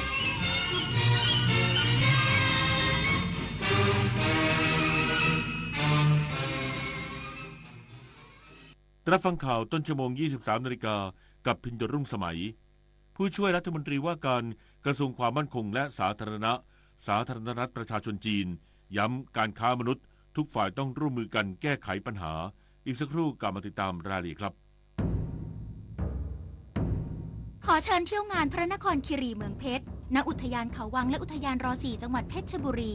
ชมขบวนแห่8อำเภอการแสดงและนิทรรศการศิลปะวัฒนธรรมงานสกุลช่างเมืองเพชรอิ่มอร่อยกับเมนูพื้นถิ่นของดีเมือง3รสเลือกซื้อสินค้าชุมชนตระการตาสีสันยามค่ำคืนแต่งกายชุดไทยแล้วเที่ยวกันไปในงานพระนครคีรีเมืองเพชร21 กุมภาพันธ์ถึง 2 มีนาคมนี้คำบางคำคุณไม่คิดแต่พ่อแม่คิดโอ๊ยเลิกบ่นเลิกจู้จี้สักทีได้ไหมน่ารำคาญคำพูดรุนแรงสาเหตุสำคัญที่ก่อให้เกิดภาวะซึมเศร้าในผู้สูงอายุลูกหลานอย่างเราสามารถดูแลท่านผ่านทริคคิวใจพระในบ้านเริ่มจากงดใช้คำพูดรุนแรงหากิจกรรมทำร่วมกันมอบงานสร้างคุณค่ากอดเพิ่มพลังใจและพาไปหาหมอด้วยตัวเองรักแท้ดูแลด้วยใจให้ผู้สูงวัยสุขกายสุขใจทุกวันนะคะทำได้แค่นี้เองเหรออ้าวนึกว่าคนท้องใช้ของถูกดุจจนน่ะสมควรโดนแล้วหยุดไซเบอร์บูลลี่หยุดความคิดที่จะประจานบุคคลอื่นทางออนไลน์อย่าคิดที่จะสร้างกลุ่มโจมตีข้อความไม่สร้างสรรค์เหล่านี้เพราะความคึกขนองเพราะมันไม่ตลกและนำไปสู่จุดจบที่ไม่เคยเป็นผลดีต่อใครร่วมสร้างสังคมออนไลน์ให้ปลอดภัยไม่กดถูกใจไม่แชร์เนื้อหาความรุนแรงรู้มารยาทการสื่อสารคิดทบทวนก่อนพิมพ์ใจเขาใจเราจิ้มจอแต่ละทีอย่าให้มีใครต้องเจ็บคนชอบตื่นเช้าฟังข่าวตอนเช้าให้ทุกเช้ามีสาระตีของร้องข่าวสื่อสารตรงถึงชาวบ้านในทุกพื้นที่ผ่านหอกระจายข่าวทั่วไทยจากการจับมือกันแน่นของกรมประชาสัมพันธ์และกระทรวงมหาดไทยออกอากาศทุกวันเวลา 6:30 น.ถึง 6:45 น.ในรายการข่าวยามเช้า FM 92.5 เมกะเฮิรตซ์ทางสถานีวิทยุกระจายเสียงแห่งประเทศไทยและเครือข่ายทั่วประเทศผู้ช่วยรัฐมนตรีว่าการกระทรวงความมั่นคงและสาธารณรัฐประชาชนจีนลงพื้นที่จังหวัดเมียวดีพบชาวจีนและชาวต่างชาติที่ศูนย์บัญชาการกองกำลังพิทักษ์ชายแดน BGF พร้อมย้ำการค้ามนุษย์ทุกฝ่ายต้องร่วมมือกันแก้ไขปัญหานายหลิวจงอี้ผู้ช่วยรัฐมนตรีว่าการกระทรวงความมั่นคงและสาธ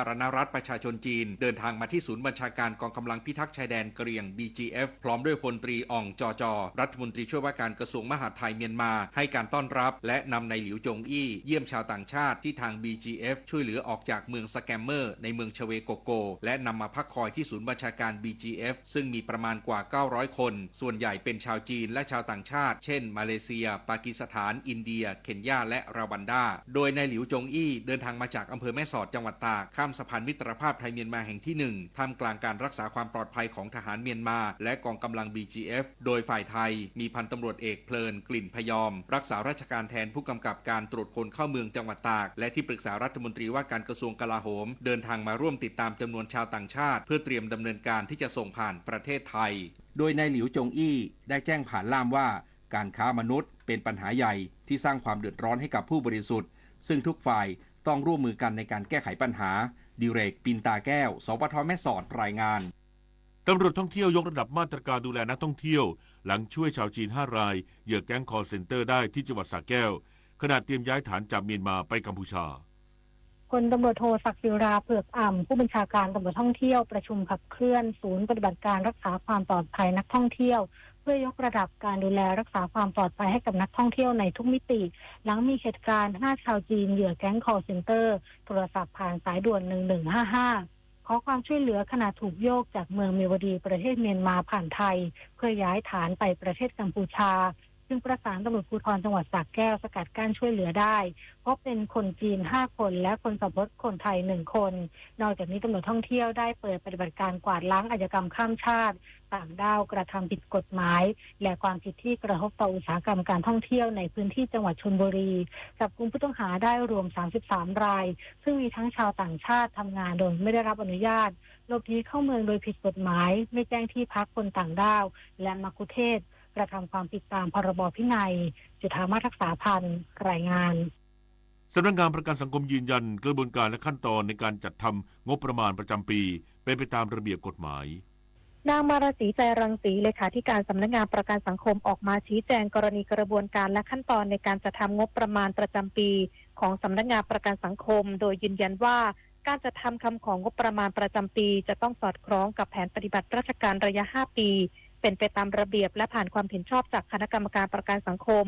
วงเงินงบประมาณค่าใช้จ่ายในการบริหารงานที่ได้รับการจัดสรรในแต่ละปีเป็นไปตามมาตรา 24 แห่งพรบประกันสังคมพุทธศักราช 2533 คือไม่เกิน10%ของเงินสมทบประจำปีซึ่งที่ผ่านมาได้รับการจัดสรรค่าใช้จ่ายในการบริหารงานปีละไม่เกิน3%ส่วนอัตราค่าใช้จ่ายต่างๆในการจัดทำคำของงบประมาณอ้างอิงจากอัตราของกระทรวงการคลังและระเบียบของกระทรวงการคลังที่เกี่ยวข้องและการจัดซื้อจัดจ้างดำเนินการตามพรบการจัดซื้อจัดจ้างและการบริหารพัสดุภาครัฐพุทธศักราช 2560 นิตยาคุณศิลป์รายงานจบข่าวพิญโยรุ่งสมัยอ่านและฟังข่าวครั้งต่อไปเวลา 6 นาฬิกาติดตามข่าวที่นำเสนอไปแล้วได้ที่ www.thainews.prd.go.th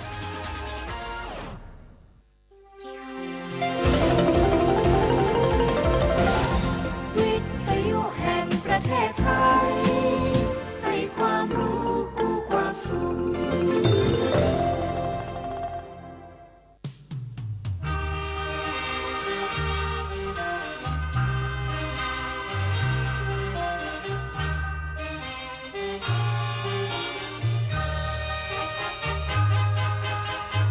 ผมคงไม่เลวเกินคุณจะรัก